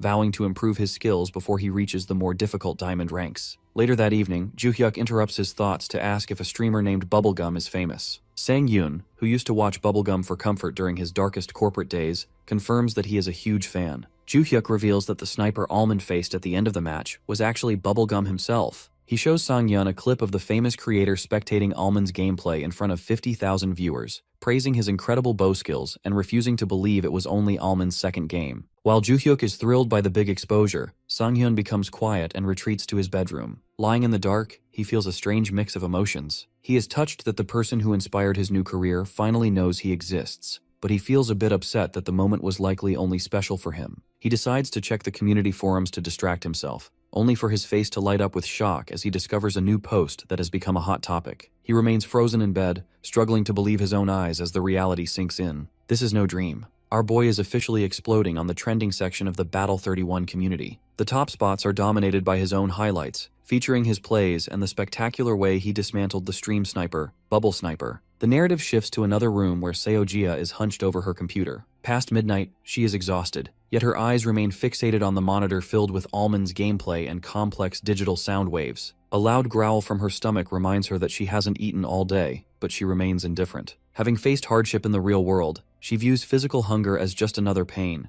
unlike the joy she feels watching our hero. For her, Almond's stream is a sanctuary where the memory of the bastard who pushed her into a personal hell finally disappears. Driven by pure admiration, Gia works with intense resolve. She sketches detailed storyboards and adds precise sound effects, planning exactly where to use slow motion to highlight Almond's skill. A notification sound startles her. She checks the previous stream's data and is stunned to see a surge in donations. Her eyes widen as she spots a 1.5 million won gift from a user named Persistent Thrower. This causes a brief moment of frantic panic. Gia realizes she has dropped to second place on the donation leaderboards and moves to donate more to reclaim her spot. However, she freezes and stops herself. She realizes that as his official editor, her value comes from her craft, not her money. She sets down an iced coffee and resolves to make a video so cool that even those who saw the live performance will be in shock. After working through the night, Gia falls asleep at her desk just as the sun begins to rise. She sends a final message to Joohyuk at 7:30 a.m., confirming the upload before falling asleep. Shortly after, the notification bell rings out for thousands of subscribers, signaling the premiere of a new video. The AllTube chat is immediately flooded with fans who find the 5-minute wait to be the longest of their lives. Inside the apartment, Joohyuk and Sang-yeon watch the monitor together. Joohyuk is incredibly excited,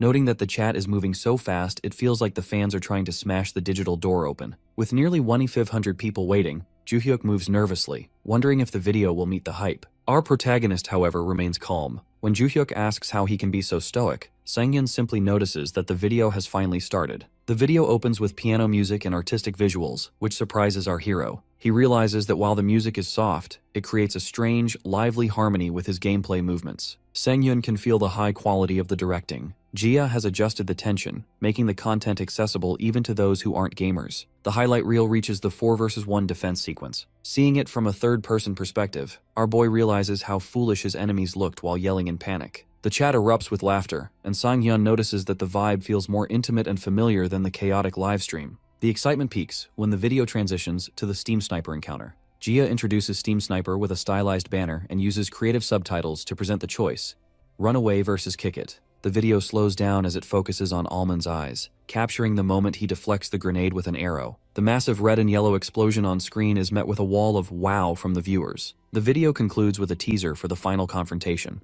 Next up is Bubblegum.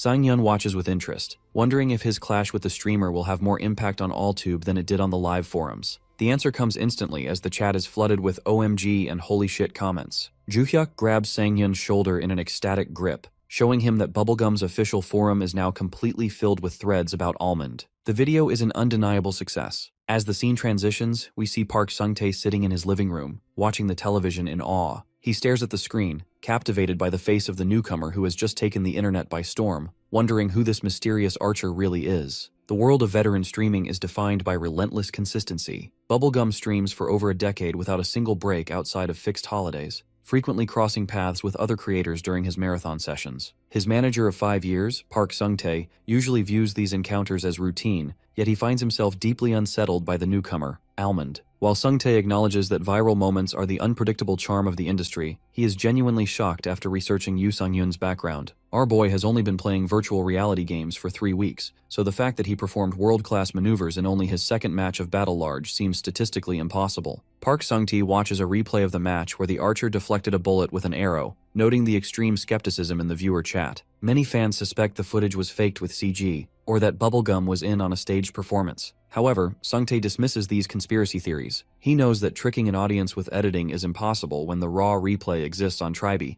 and a 10-year veteran like Bubblegum would never risk his reputation on a cheap setup. Despite seeing the feat with his own eyes, the manager is left scratching his head, wondering how such a massive gap in ability can exist. Driven by an epiphany, he decides they need a collaboration that will captivate the audience, eventually settling on a bold new project. Meanwhile, the digital community is buzzing with clips of Bubblegum's shocked reaction to being sniped. Back at the apartment, Sang-hyun is floored to see that his name is being discussed alongside a Tier 1 celebrity. He used to watch the veteran for comfort during his own difficult days, so our protagonist feels a deep sense of respect for him. His manager Joo-hyuk is equally fascinated, pointing out that a creator who maintains 50,000 viewers is a true celebrity. While Joo-hyuk is jealous of the income, our boy defends Bubblegum's character, explaining that the streamer lives a frugal life to support his 2 children. This admiration stems from Sang-hyun's understanding of Bubblegum's history. Although he is currently a titan on the platform, he wasn't always popular. He lacked a natural sense of humor and top-tier gaming skills, so the veteran survived the market through pure tenacity and a sense of responsibility. This earnestness reminds our hero of an older friend from his childhood who was always a reliable presence at the playground. Because of this nostalgic connection, Sang-hyun respects the man's drive, even if he doesn't necessarily respect his gaming skills. The success of the channel continues to climb, with Gia's latest edit reaching 80,000 views in just 5 hours. However, the surge in popularity brings a wave of hate comments from skeptics who mock Sang-hyun for being stuck in the bronze rank. Joo-hyuk worries that these insults will discourage his friend, but our boy remains remarkably unfazed. He grew up without a family, so shallow personal attacks don't affect him. Instead, he views the animosity as ammunition to fuel his growth. This mental fortitude actually makes Joo-hyuk realize why their former boss, Manager Park, was so intimidated by him. It's hard to control someone who doesn't falter in the face of hostility. To silence the doubters, Sang-hyun decides he needs to escape the lower ranks immediately. Virtual games consume a massive amount of stamina, so Joo-hyuk worries about the physical toll of increasing the match count, but our protagonist dismisses the concern. He believes that being called a genius while still in bronze is the real problem. Just as they begin planning a training schedule, Joo-hyuk rushes into the room with an urgent email from Bubblegum's manager. The proposal is for a salvation project, where Almond would teach the veteran how to play, but it comes with a steep condition. The collaboration can only happen once Sang-hyun reaches the Diamond rank. Diamond is a prestigious level that is notoriously difficult to obtain, but our hero doesn't hesitate. He clenches his fist with determination, realizing that a difficult goal only makes him more fired up. To kickstart this mission, he launches his stream at 3 p.m., an unusual time that catches his fans off guard. The channel is growing so fast, nearly 1,000 people tune in immediately, many of them joking that they are skipping work or school to watch. Almond appears in his capsule with a friendly smile, ready to drop a bombshell on his audience. He officially announces his goal to reach Diamond, which leads to a hilarious linguistic misunderstanding in the chat. Diamond and Almond are homonyms in Korean, so the fans initially think he's making a dark joke. With a confident smirk, our hero declares that he plans to reach the elite Diamond rank in just 2 weeks. This announcement triggers an absolute meltdown in the livestream chat. Because Diamond requires being within the top 0.5% of the entire player base, the viewers are convinced our boy has lost his mind. They point out that even a legendary player like Jonjapa took a full month to achieve that feat, making Sang-hyun's timeline seem like a total impossibility. Despite the skepticism, our protagonist remains unbothered, calmly explaining that it is theoretically possible according to his calculations. The chat continues to mock him, noting that he would have to rank in the top 10 for every single match to succeed, a task even professionals find daunting. While a wall of laughter and accusations of clickbait flood the screen, Sang-hyun internally acknowledges the absurdity of his claim. He knows he is a newcomer with only 2 games under his belt, which is why nobody believes him. However, as he recalls his record-shattering score in the tutorial, his gaze sharpens. Breaking records is nothing new for him, and rather than feeling pressured, he feels a surge of excitement. This electrifying tension is something the former athlete has yearned for, and with this, he officially begins his climb. Back in the real world, Kim Joo-hyuk is clutching his tablet and screaming in disbelief. He watches the footage of Sang-hyun's clumsy parachute landings and questions the logic of trying to maintain a top 10 streak. As a strategist, this high-risk, high-return style makes Joo-hyuk's head spin. However, his frustration slowly turns into a newfound respect. He realizes that the aloof, content-in-the-middle version of Sang-hyun he knew from their toxic office was just a mask. Seeing his friend's determined gaze, Joo-hyuk decides to stop playing it safe and fully back the play. Our manager decides to lean into the chaos by fueling the rumors on community forums. Because he has total faith in Sang-hyun's skill, he starts spreading the word that Almond is going for a world record. While his own phone rings with missed calls from his parents, Joo-hyuk ignores the pressure of his personal life to focus on the dream they've started together. He whispers words of encouragement to the monitor, resolving to increase the stakes so they can secure an even bigger return on this massive gamble. Returning to the game, Almond is immediately asked for a winning strategy. He gives a bright smile and announces he is heading straight for the arsenal. This choice causes another explosion of concern in the chat, because the arsenal is a notorious death trap in the early game. Viewers assume he is going there to find a gun, but our boy insists he is sticking with his bow. He kicks open the heavy doors and enters a dark hallway filled with players engaged in a messy, itemless brawl. Because the other players are distracted by the fight, Sang-hyun spots a set of throwing knives on a metal table. Before he can grab one, a hooded enemy seizes his wrist and claims the loot. Without missing a beat, our protagonist delivers a powerful upward kick to the man's chin, forcing him to stagger back in pain. As the enemy clutches his jaw, Sang-hyun throws a knife into the air, launching it like a projectile. The knife pierces the enemy's forehead, resulting in an instant elimination. The chat is stunned by this home run play, wondering if our hero has a background in baseball. A flashback reveals that back in the athlete's village, a senior baseball player used to drag young Sang-hyun out to practice pitching. Even though he was an archer, the genius's throw he developed back then is now paying off. A viewer donates 5,000 won, correctly guessing that Sang-hyun chose the arsenal because skilled players have a massive advantage when nobody has found proper equipment yet. Almond confirms this, stating his goal is to eliminate as many players as possible before they can arm themselves. The carnage continues as our hero senses an enemy cocking a shotgun nearby. He dives sideways to dodge the blast and lunges forward to eliminate the attacker at close range. After clearing the stone corridors of threats, Almond finds himself standing before a massive pile of high-tier rifles and pistols. Instead of equipping the weapons, he grabs a fuel can and begins drenching the guns in gasoline. With a casual remark about the fuel's intended use, he tosses a lit bottle onto the pile, incinerating the entire stock. The chat goes wild at this evil display of scorched earth tactics. By destroying the guns, Almond ensures that even if he can't use them, no one else will be able to challenge his bow later in the match. With the arsenal completely cleared out, our protagonist revs up a motorcycle and speeds into the desert ruins. A massive explosion silhouettes him as he moves toward the next area, having turned the most competitive zone into a graveyard. The match concludes with a golden victory screen. Almond has secured first place with a staggering 50 kills, making his 2-week diamond goal seem suddenly, terrifyingly plausible. The performance is so overwhelming that the live chat descends into a state of disbelief. Viewers who stepped away for even a moment to grab a snack are shocked to find the lobby already cleared. This incredible momentum triggers a flurry of donations, with fans jokingly ordering half-and-half servings of corpses and arrows. Amidst the celebration, some fans worry that our hero might be suspended again, simply because his stats look like those of a cheater. Luckily, our protagonist remains unbothered. He sits calmly inside his capsule, offering a polite smile and a brief thank you to his donors, before immediately diving into the next round. While Almond focuses on the game, his manager, Joo-hyuk,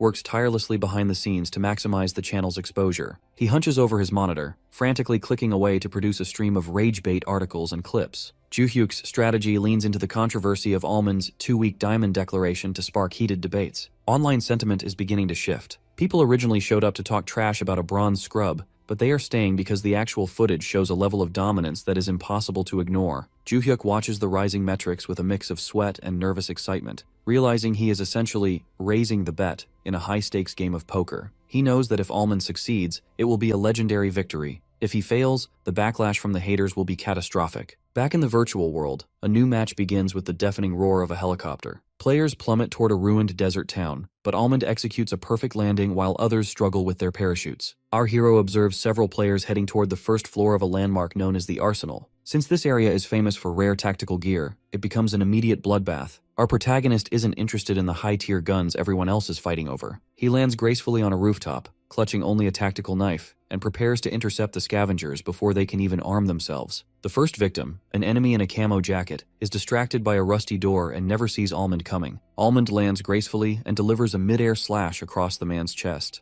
The blade is dull, so the enemy doesn't die instantly, but the injuries are enough to leave him coughing and paralyzed on the floor. When a second player spots the scene and tries to flee in terror, our hero doesn't let him escape. He raises his arm with clinical precision and throws the knife, striking the runner in the back of the head for an instant elimination. Almond retrieves his knife and moves toward the roof entrance, predicting that the injured player from earlier will try to open the door again. Without even looking back, he tosses the knife behind his shoulder. It strikes the enemy's hand with a sickening crunch, triggering a massive scream of agony. As Joo-hyuk explains, these medical injuries are essentially a death sentence, because recovery items are so rare in the early game. Almond looms over the terrified survivor with a calm smile. When the enemy asks why he's being so aggressive this early, our protagonist simply explains that he needs to climb the ranks. With a final decisive slash, he secures a double kill. The massacre continues as Almond stalks the remaining players in the building. He finds one last survivor cowering, holding a knife with trembling hands. The enemy is so overwhelmed by Almond's presence that he begins to cry and back away. While the chat mocks the opponent's behavior, Almond remains focused on the hunt. The enemy quickly jumps from the roof to escape the chaos. He hits the ground with a pained grunt, thinking he has successfully escaped. Almond is right behind him. Our hero leaps from the roof above, using his own body weight to crush the player upon landing. Since the enemy's body absorbed the shock of the fall, Almond takes 0 damage and finishes the kill with a quick strike. With the immediate area cleared, our hero notices a motorcycle parked nearby. He revs the engine and speeds back toward the interior of the arsenal, where several players are discussing a plan to head to the basement. Inside the building, the players are startled by the coming threat. They are stunned to see a motorcycle flying through the air toward them. Despite the chat's warnings that he's too late to stop them from farming, Almond smirks and insists it doesn't matter. He launches the bike off a ledge, soaring over the crates, and delivers a high-speed knife strike in mid-air. The enemy is eliminated before his feet even touch the ground. Almond lands the bike and looks forward with a confident smile as the chat erupts in praise. Our boy walks past his parked motorcycle toward a fresh pile of green loot crates. Having dismantled the previous owners, he is eager to see what they left behind. Luck is finally on his side as he discovers a high-end black compound bow, a grenade, and a Molotov cocktail. Meanwhile, the action shifts to the dark basement of the arsenal. 3 players are busy marveling at a wall of top-tier weapons. They believe the risk of coming here was worth it for the gear, but their celebration is short-lived. Suddenly, a huge fire explosion fills the room, cutting off their conversation. Almond has tossed his new Molotov cocktail down the hatch. The fire spreads rapidly through the metal hallway, turning the basement into a death trap. The players scramble in a panic as thick smoke fills the corridor, triggering a system damage notification. They rush toward the only exit, but the narrow metal staircase creates a bottleneck. As they argue over who is blocking the way, a golden elimination banner flashes on the screen. Our hero has landed a clean arrow in the teal-haired player's head, ending his run instantly. The survivor in the red mask tries to retaliate by firing a handgun up the stairs, but blinded by the smoke, he only hits the corpses of his own teammates. This confusion allows our protagonist to maintain his dominant position. While the last player in the yellow jacket scans the smoky darkness with a sniper rifle, wondering where the arrows are coming from, the camera focuses on Almond's intense blue eye. Using his high-speed movement skills, our hero performs a blurred maneuver at the top of the stairs. He looses a black-tipped arrow that streaks through the air on a high arc. It descends perfectly onto the red-masked enemy, resulting in a blood splatter and a double kill. The player in the yellow jacket is left in total shock, unable to even see his attacker through the fog. He huddles behind a pile of crates, hoping the silence means Almond has moved on. Unfortunately for him, our boy is one step ahead. Suspecting a final survivor is lurking in the fog, Almond tosses a grenade down the stairs. The player in the yellow jacket can only stare in horror as the explosive rolls to his feet. A giant explosion consumes the room, securing a triple kill for our protagonist. As the smoke clears, Almond steps down the stairs with a neutral expression, confirming that his intuition about the extra survivor was correct. This absolute annihilation of the arsenal quickly goes viral on web communities. A gif of the massacre titled "Almond the Ranked Genghis Khan" trends instantly, drawing thousands of new viewers to his stream. Joo-hyuk cheers as he watches the forums explode with interest. He realizes that while some people are starting to post negative comments about Almond's face or personality, this noise is actually a sign of massive growth. Joo-hyuk knows that as long as our hero keeps proving his skill, even the haters will eventually become a source of income. 30 minutes later, the screen flashes with a first-place victory. This win is vital because Battle Large uses a 5-match placement system to determine a player's starting tier. If Sang-hyun wins all 5, he will skip the lower ranks and land in gold, making his road to diamond much shorter. Driven by this winning strategy, our hero jumps from the helicopter for his next placement match, heading straight for the arsenal again. However, a massive variable appears mid-air. Almond looks to his side and sees another player falling right next to him. It is Bubble Sniper, the diamond-ranked stream sniper he humiliated in a previous match. Bubble Sniper is back for revenge, staring intensely at our boy as they plummet toward the ground. Back at his desk, Joo-hyuk is in a state of despair. He realizes the chances of meeting a diamond-ranked sniper in a placement match are nearly zero, and a loss here would ruin Almond's chances of reaching gold. He feels helpless, watching the most important moment of their new career go down from the sidelines. But his fear turns into a grin when he sees Almond's reaction.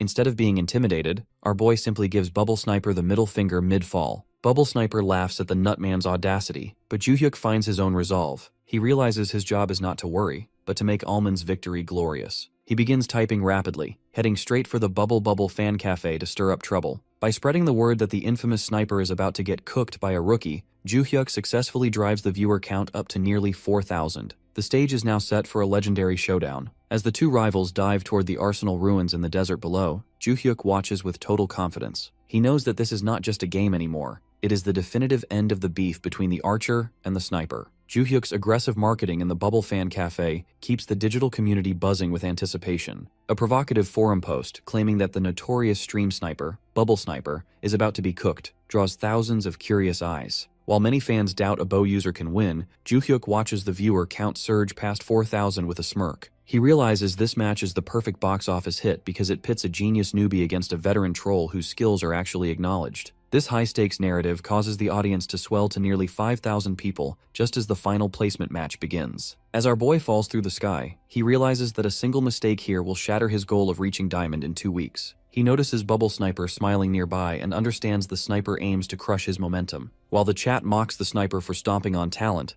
Almond maintains his composure. He calculates that Bubble Sniper is a Diamond 1 player, 3 ranks higher than his own goal, meaning the sniper has likely analyzed his patterns and potential strategies. To counter this, our protagonist decides to throw away the rulebook and fight dirty. While still hundreds of feet in the air, he lunges forward and tackles Bubble Sniper mid-fall. This unprecedented mid-air brawl leaves the sniper in a state of absolute shock. As they struggle and tumble through the sky, the chat erupts in laughter at the parachute battle. Bubble Sniper eventually regains his composure, mocking Almond for being too afraid to face him properly on the ground. However, our hero simply smirks, asking who the one was that already died to a bronze player once before. This remark sends Bubble Sniper into a red-veined fury, but their argument is cut short as the ground rushes up to meet them with a massive impact. Luckily, both survive the landing, though they are left dazed and coughing in a massive dust cloud. Almond immediately springs to his feet and begins sprinting away, realizing a bare-handed fight is disadvantageous for a newcomer. He heads toward the arsenal building, searching desperately for any weapon to level the playing field. He spots a knife on the ground and dives for it, but Bubble Sniper is right on his heels, determined to intercept him.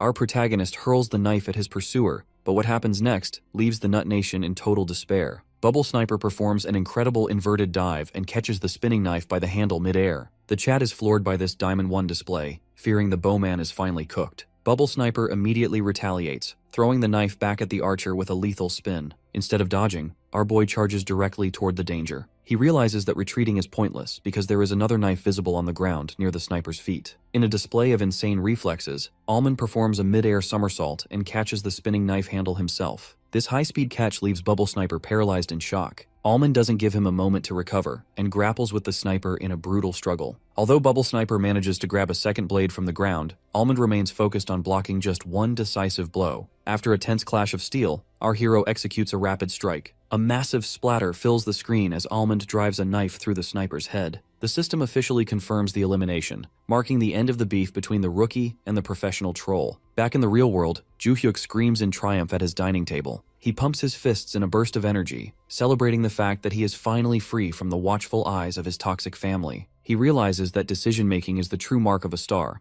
and Almond's ability to shine under such extreme pressure has solidified his potential. The community forums are already on fire, labeling the encounter as a clash between two geniuses. Inside the game, Almond sits on a crate, looking remarkably handsome and calm as he checks his rewards. He secured an astonishing 47 kills in total, and he casually dismisses the diamond-ranked sniper as an annoying mosquito. Because he won all of his placement matches and completed the specific bounty on Bubble Sniper, he collects a massive haul of mission prizes and donations. As coins rain down on his interface, a loud ding echoes through the capsule. A golden notification appears on the screen, revealing that his final placement has been calculated. Our protagonist turns toward the check rank button, ready to see if his legendary performance was enough to skip the lower tiers entirely. Our boy remains calm and professional for the camera, though the live chat is a chaotic mess of skepticism. Viewers are convinced he'll land in Gold 1 at best, noting that even the legendary pro JJP started there, and they insist a platinum placement is simply impossible for a fresh account. Sangyun voices his intent to check the results before finishing his remaining missions, but internally, he feels a spike of anxiety. He worries that if the system truly caps new players at gold, he will fail his high-stakes platinum mission.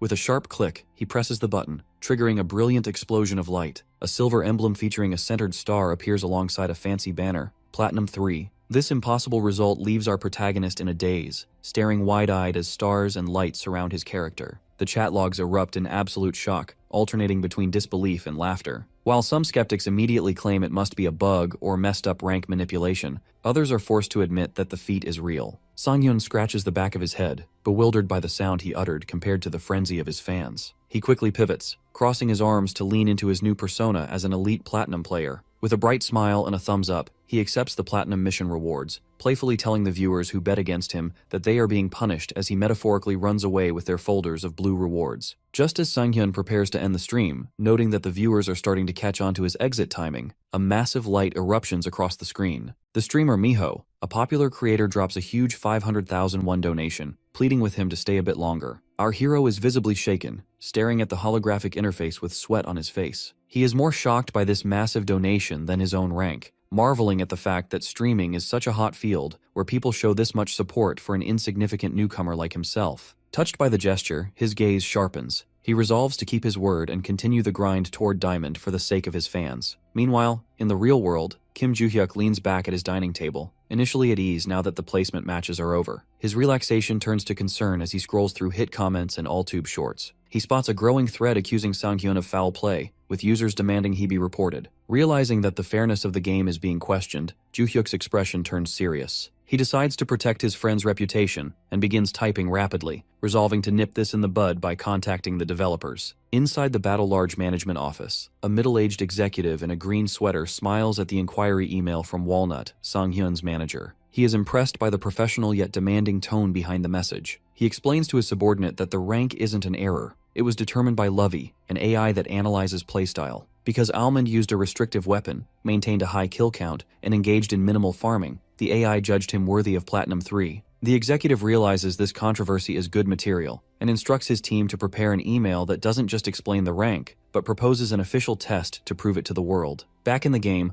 Almond continues his dominant streak, securing 9 wins in a row and sweeping every bow-related mission. However, once he finally logs out, the physical toll is revealed. As the capsule opens with a hiss of steam, Sangyun pulls himself out, completely drenched in sweat and breathing heavily. Joo-hyuk is horrified by his friend's state and heads to the fridge to get a drink, only to find a dedicated small cooler packed with rows of Ultra Booster bottles. Seeing Sangyun chug the booster drink in silence, Joo-hyuk feels a wave of deep concern. He suggests Sangyun should model for a sports drink commercial to lighten the mood, but once the streamer heads to the shower, Joo-hyuk's smile vanishes. He inspects the capsule and finds the internal temperature is normal, leading him to realize that the issue isn't hardware, it's something happening to Sangyun himself. His investigation is interrupted by a new email from Fantasia. Joo-hyuk reads the response from the AI Lovey and discovers that the company is officially inviting Almond to an ad proposal and a public test to prove his platinum status. Life moves fast when you're a viral sensation, but for Yoo Sang-hyun, success comes with complicated logistics. Inside their apartment, Joo-hyuk holds up a tablet with a wide grin, showing an email from Fantasia, the tech giant behind the very VR system Sang-hyun uses. Joo-hyuk is ecstatic to announce they've received an advertisement proposal, but the news catches our hero off guard. Sang-hyun pauses his breakfast, chewing his cereal in a daze before gulping it down as he processes the reality of a corporate giant reaching out.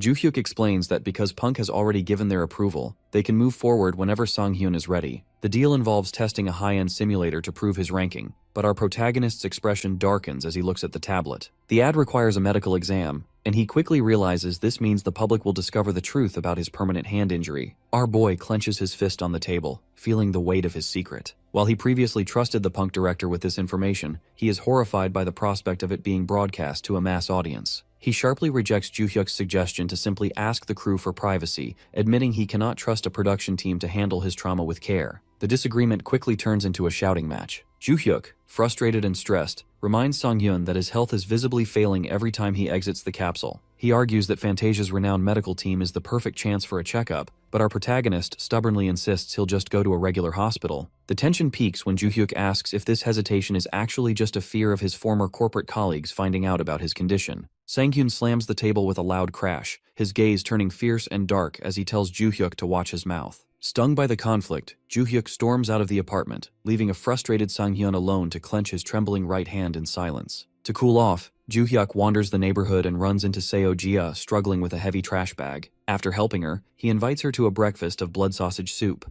Jia is shocked when he also orders a bottle of soju, but she realizes from Joo-hyuk's dark mood that he's had a rough start to the day. As they drink, Joo-hyuk feels the weight of the morning's fight, though Jia notes that he looks like he's the one who needs the alcohol more than her. The conversation turns somber as Jia reflects on her own past office trauma. She notes that people who suppress their feelings without a word eventually implode, revealing that Sang-hyun was the one who taught her this. This makes Joo-hyuk realize that our hero likely understands the stakes of the ad. His intense reaction was simply a sign of how deep the trauma goes. Eventually, Jia's head spins from the alcohol and she collapses, only for Joo-hyuk to catch her just in time. By the time Joo-hyuk returns home, the atmosphere has shifted. He finds Sang-hyun waiting with a new box of cereal he just bought, and despite being drunk, Joo-hyuk is stunned to hear that Sang-hyun already contacted director Oh to book the filming for the very next day. Our hero looks at his hand with a determined face, acknowledging that facing his fear is just part of the job of being a streamer. Joo-hyuk is moved to tears by this growth and apologizes for getting heated earlier, though Sang-hyun quickly tells him to stop being cringy. The mood lightens as Joo-hyuk mentions meeting Jia earlier and mocks how good she is at drinking. Sang-hyun notes that she seems to have a deep backstory, which prompts Joo-hyuk to smirk and ask if our boy is interested in her. Sang-hyun slams his soda can down, dismissing the idea, but as he looks away, a hazy silhouette of a woman from his past flickers through his mind. Meanwhile, the public reaction to the announcement is a tale of two worlds. Sang-hyun posts a break notice on his forum, which is met with immediate suspicion from the hardcore gaming community. Toxic comments flood in, claiming the ranking is staged and calling Almond a nepo baby. However, director Oh is unfazed when they meet at the filming office the next day. He jokingly tells Joo-hyuk that their legal department is ready to sue the bastards who post hate, encouraging the manager to screenshot everything. He explains that while gamers are sensitive about ranks, the broader public on major sites is reacting with excitement. As the shoot begins, Sang-hyun is whisked away to a mirror, where stylists marvel at his perfect skin and prepare his hair. Joo-hyuk watches with crossed arms, noting that today will determine if our boy is palatable to the massive mainstream audience. After a final hair check, Sang-hyun is ready in his outfit, looking sharp enough for an award ceremony. He stares at his reflection with wide eyes, finally about to step onto the stage. A bright spotlight shines on the dissolution analyzer holographic screen, signaling that Almond is officially ready for the test that could change everything.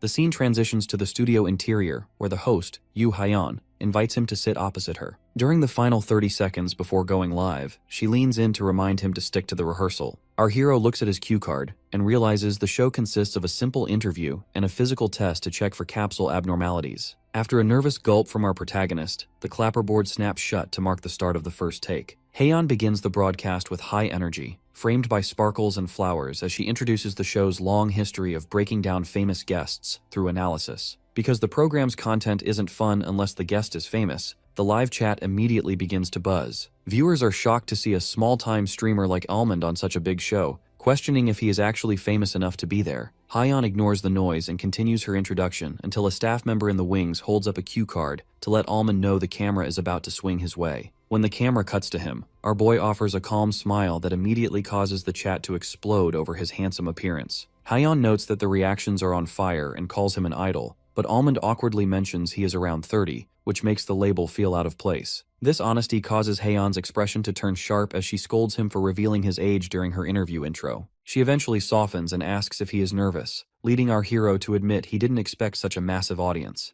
Haeyeon blithely informs him that the current viewership is actually less than usual, leaving Almond looking dejected. Haeyeon winks at the camera and promises the audience that Almond's abilities will triple the viewership. When she tries to confirm a viewer increase with the director and hears there hasn't been one, she pouts and jokingly tells Almond he is the limit for his own viewers. Our hero watches her work with a flat expression, realizing that while he worked with acorn jelly before, this environment is different because the guest is treated more like a toy to play with. Despite the awkwardness, he nods vigorously when she asks to begin the interview. Behind the scenes, Joo-hyuk and director Oh watch from the observation area. The director praises Sang-hyun's performance, while Joo-hyuk thanks him for his consideration regarding Sang-hyun's personal history. Director Oh mentions that Joo-hyuk was the one who went around requesting such privacy, so it was the least they could do. Nearby, a different director smirks at the monitors, worried that the mysterious image is outdated and preferring to expose everything for entertainment. He views the upcoming physical test as potentially boring based on the stats, but he agrees to wait and see. On stage, Haeyeon and Almond settle into capsules. She teases him by asking how it feels to have his rank manipulation exposed, prompting a deadpan textbook reply from our protagonist about being nervous. As the lids slide shut,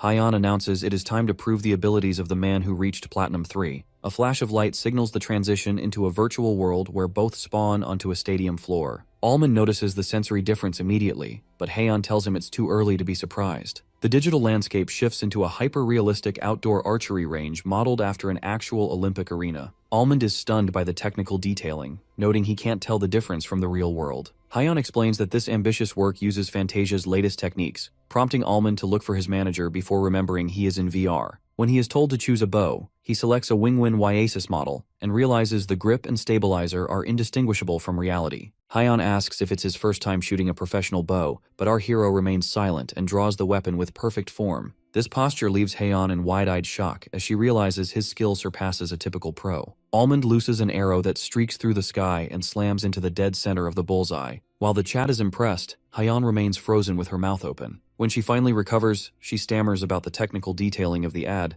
but internally she is panicking because that practice shot was too perfect. She forces a laugh and tells him he's pretty good, but the chat mocks her for the understatement. Haeyeon winks at the viewers, asking if they want to see his real performance, only to be interrupted by the sound of the bowstring stretching again. Almond is already aiming. He releases a volley that sends 10 arrows into a tight group in the center of the target. In the control room, the director is sweating as he realizes all the arrows were shot within 1.2 seconds of each other, a feat that would challenge a gold medalist. The director questions how a mere streamer can have such abilities, while the chat demands an explanation for the lack of configurations or cheats. Almond looks at the target and asks if he should keep shooting, but a panicked Haeyeon ends the bow test early, claiming there's no point anymore since it finished so fast. She giggles nervously and quickly moves to transition the broadcast to the next stage. The live broadcast takes a chaotic turn as the studio transition glitches, sending the viewer chat into a frenzy of mockery and disbelief. Many users label the stream a failure, while others suspect Almond's perfection in the previous test is a sign that he is a hidden professional. Behind the scenes, the marketing staff is in a state of visible distress. The hyper-realism ad strategy was designed to make even a skilled gamer fumble, so Almond's flawless performance has completely backfired on the brand's messaging.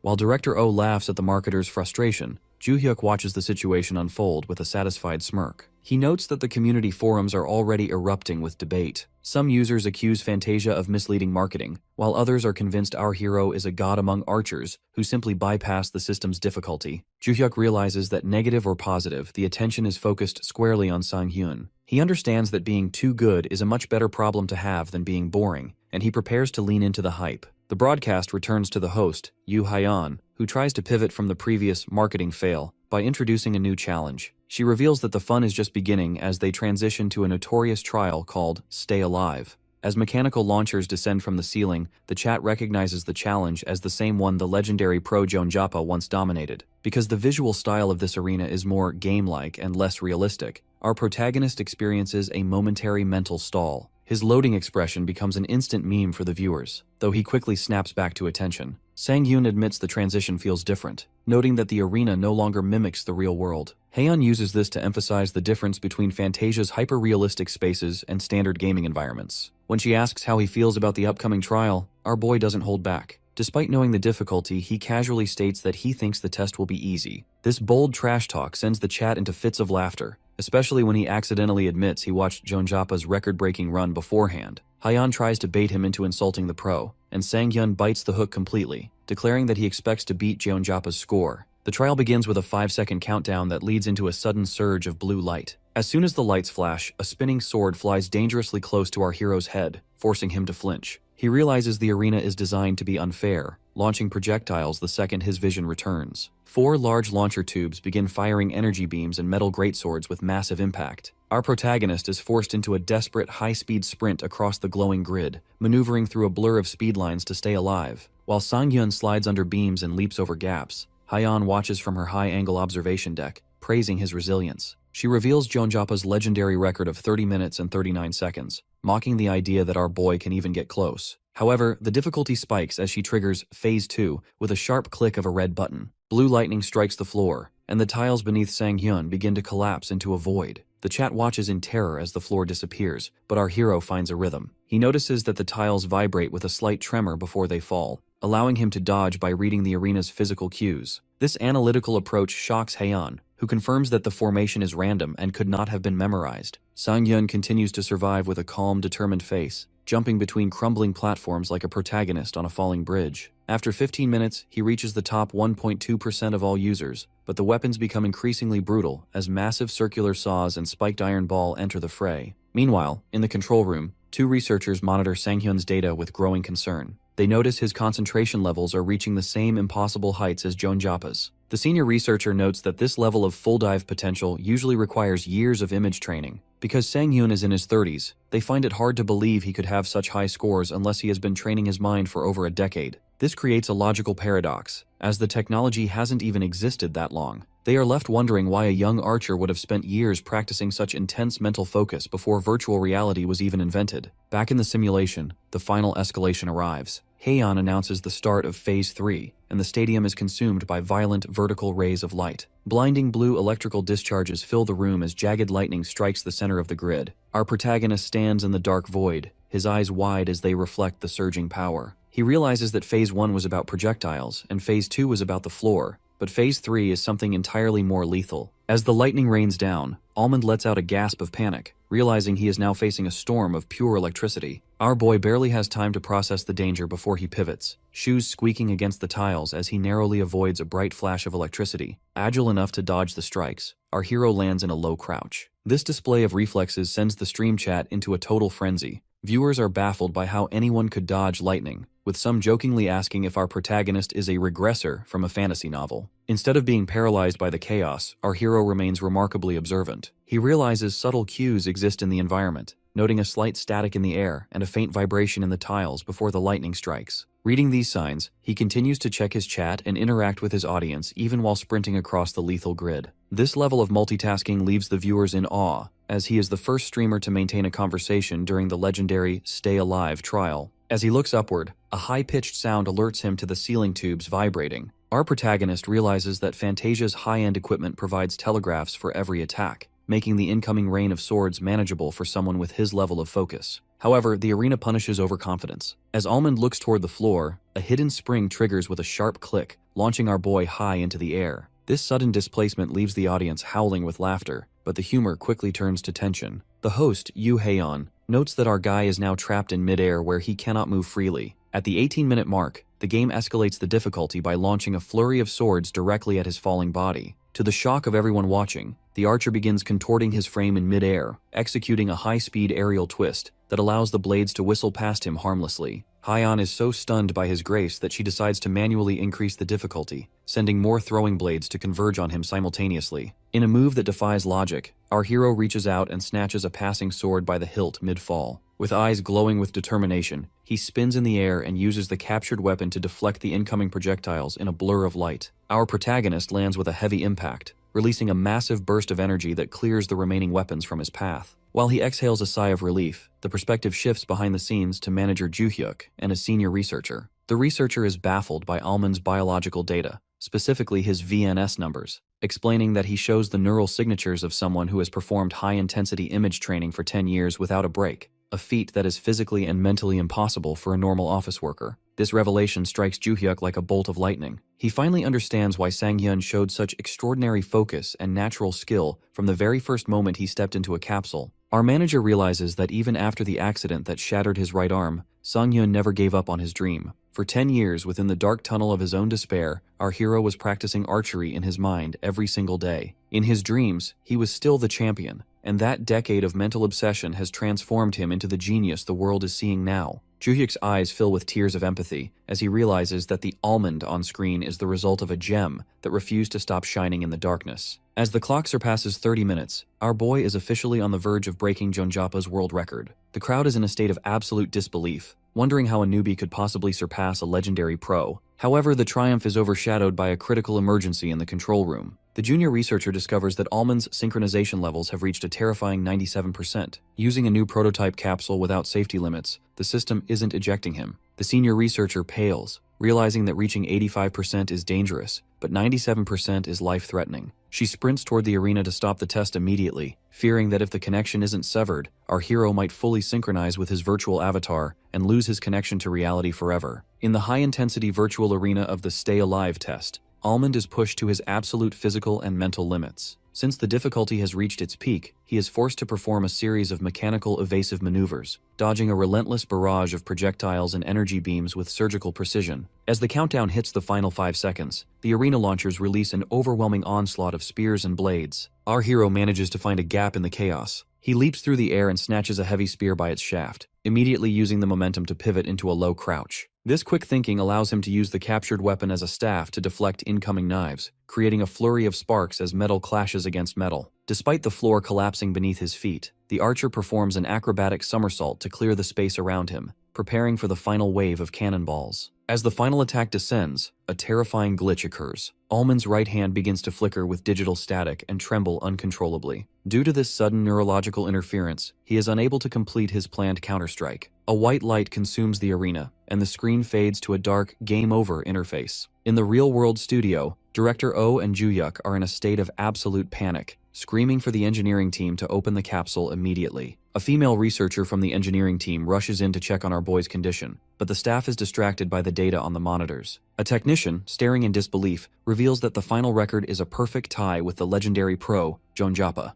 The director, refusing to believe it, demands a closer look at the decimal places. Even at the 12th decimal place, the scores are an identical match down to the last digit, an outcome that leaves the director completely baffled. When the capsule finally hisses open, Almond is found slumped over the side, drenched in sweat and panting. As he is rushed to the medical bay, he experiences a hazy moment of confusion, briefly mistaking the show host, Hyeon, for a woman from his past named Soyeon. Once he is stabilized in a private room, the medical specialist, Dr. Song Hana, reviews his charts. While Joo-hyuk is relieved that there are no immediate physical abnormalities, the doctor asks to speak with Song-hyun in private to discuss a much more serious underlying issue. Inside the consultation office, Song Hana reveals the truth that our hero has long suspected. The persistent issue with his right hand isn't physical, it's neurological. Since the capsule interfaces directly with the brain, other areas of Sang-hyun's mind have been working overtime to move his hand for him in virtual reality. This explains why he experiences extreme exhaustion. His brain is suffering from a massive neural overload because his healthy neurons are performing the tasks of the damaged ones. Song Hana warns him that while he is fine for now,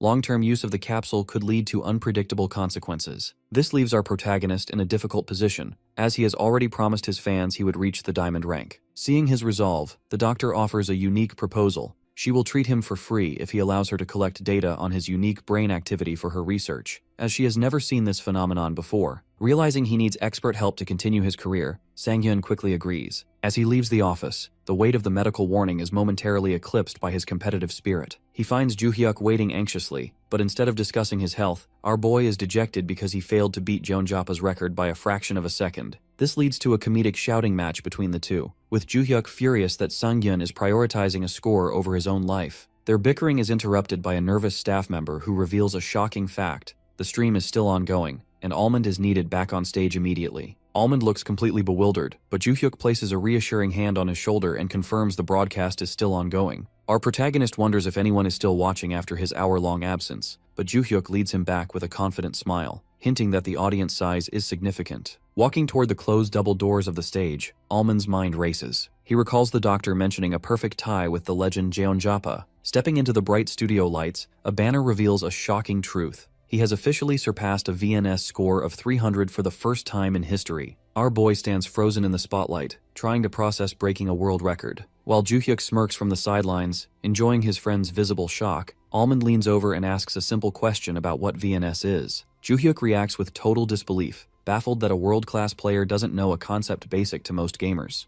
Our hero simply shakes his head, admitting his ignorance. which forces Joo-hyuk to realize that his guy really is a blank slate. Because the show must go on, Joo-hyuk pushes him toward the stage, jokingly telling him that the host will explain everything. As they approach the stage, Almond questions why Joo-hyuk calls the host Nuna when she looks younger than them, leading to a frantic, red-faced excuse from the manager. The host, Yoo Hae-on, spots them and enthusiastically announces Almond's return to the long-waiting audience. Our hero looks utterly confused as he is ushered into his seat, while the live chat explodes with excitement, eager to see the man who just shook the gaming hierarchy. Hae-on tries to maintain her high energy, asking how he feels after his collapse, but Almond's flat, tired response makes the viewers laugh. They realize he has no idea how to match her idol-like intensity. When she officially congratulates him on the world record VNS score, confetti falls, but our hero interrupts the celebration with his recurring question about VNS. Hae-on freezes in total shock, her professional persona momentarily breaking as she realizes he truly doesn't know. The chat erupts, convinced this must be a scripted comedy bit. Hae-on reflects on the fact that Almond has only been streaming for 3 weeks, making it even more terrifying that he broke a legendary record without knowing the metrics. To clear the air, she uses a digital graphic to explain that VNS is essentially a measure of a player's virtual reality IQ, or APM. She reveals that while Jonjapa held the previous record, Almond's performance just shattered it. Instead of being thrilled, our protagonist remains meticulous. He questions if the record is official, noting that Fantasia's machines and ambiguous standards might make it an unofficial first place. This cold logic leaves Hae-on laughing nervously. When she asks how he feels about beating a legend, Almond looks solemn and admits it is a shame.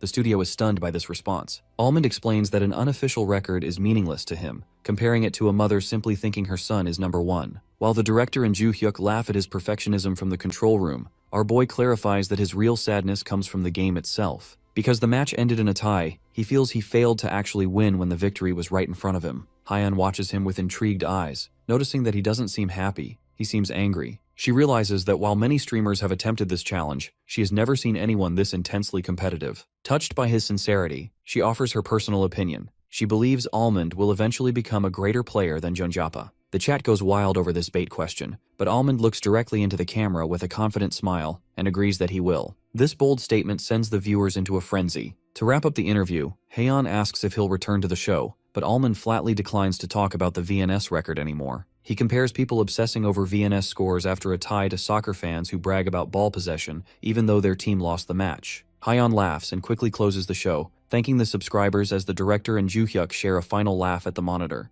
The scene fades into a starry sky as the forums begin to teem with debate over Almond's final blunt comparison, proving that the archer has truly arrived on the world stage. Following the massive success of the recent broadcast, Joo-hyuk sits at his laptop watching a recording of the Dissolution Analyzer interview. On screen, the virtual version of himself remains stoic, claiming the tie with the world's number one was a shame and comparing the situation to soccer fans who brag about ball possession even when their team loses. Joo-hyuk clutches a blue can of beer and laughs hysterically as he mocks his friend for having such a sharp tongue. He calls the lines absolute gems, forcing our protagonist to lie flat on the sofa in a state of deep embarrassment. With his face turning bright red, Sang-hyun clutches his phone to his chest and begs his friend to shut up. As he thinks, the gravity of his own bold interview comments begins to weigh on him. He panics internally, wondering how a newbie like him had the audacity to get angry over a tie with Jonjapa, screaming in distress, wishing he could literally grab his own words and pull them back into his mouth. Eventually, Sang-hyun rubs his forehead and admits he got carried away by the heat of the moment. He realizes that when he heard the phrase world record, his instincts unknowingly switched back to the archery genius persona of his youth, the competitive version of himself that existed solely to break records and win at any cost. Joo-hyuk continues to loop the video in the kitchen, joking that it's a killer line, and praising Sang-hyun for at least having the rationality not to mention a specific national team by name. Despite the teasing, our hero scrolls through his phone and feels a wave of relief. To his surprise, the Almonds comments collection is filled with glowing fan reviews rather than the criticism he expected. The audience finds him incredibly likable precisely because he stayed objective. Most newcomers would have bragged about beating a legend's VNS score, but Almond's refusal to be satisfied with anything less than a win proved he is the truest of chaos,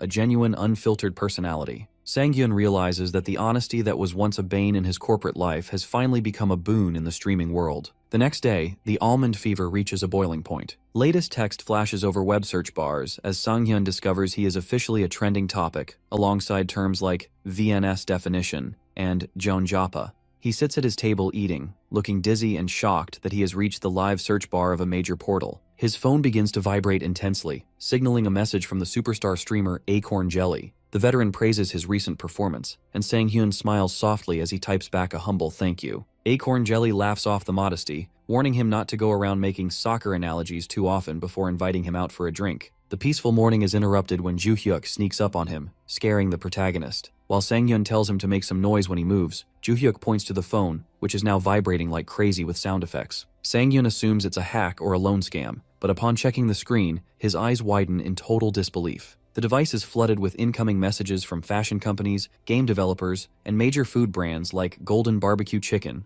These are all legitimate sponsorship and advertisement requests. Sang-hyun is confused why people are working so early in the morning, which prompts Joo-hyuk to remind him that marketing departments, like the seniors at their old job, practically live at their desks. Joo-hyuk sits down to eat, explaining that these brands are trying to buy in while Almond's stock price is still relatively low. Our protagonist is fascinated to learn that Joo-hyuk has actually been refusing dozens of offers from smaller, unknown brands. Despite needing the money, Joo-hyuk has been protecting Sang-hyun's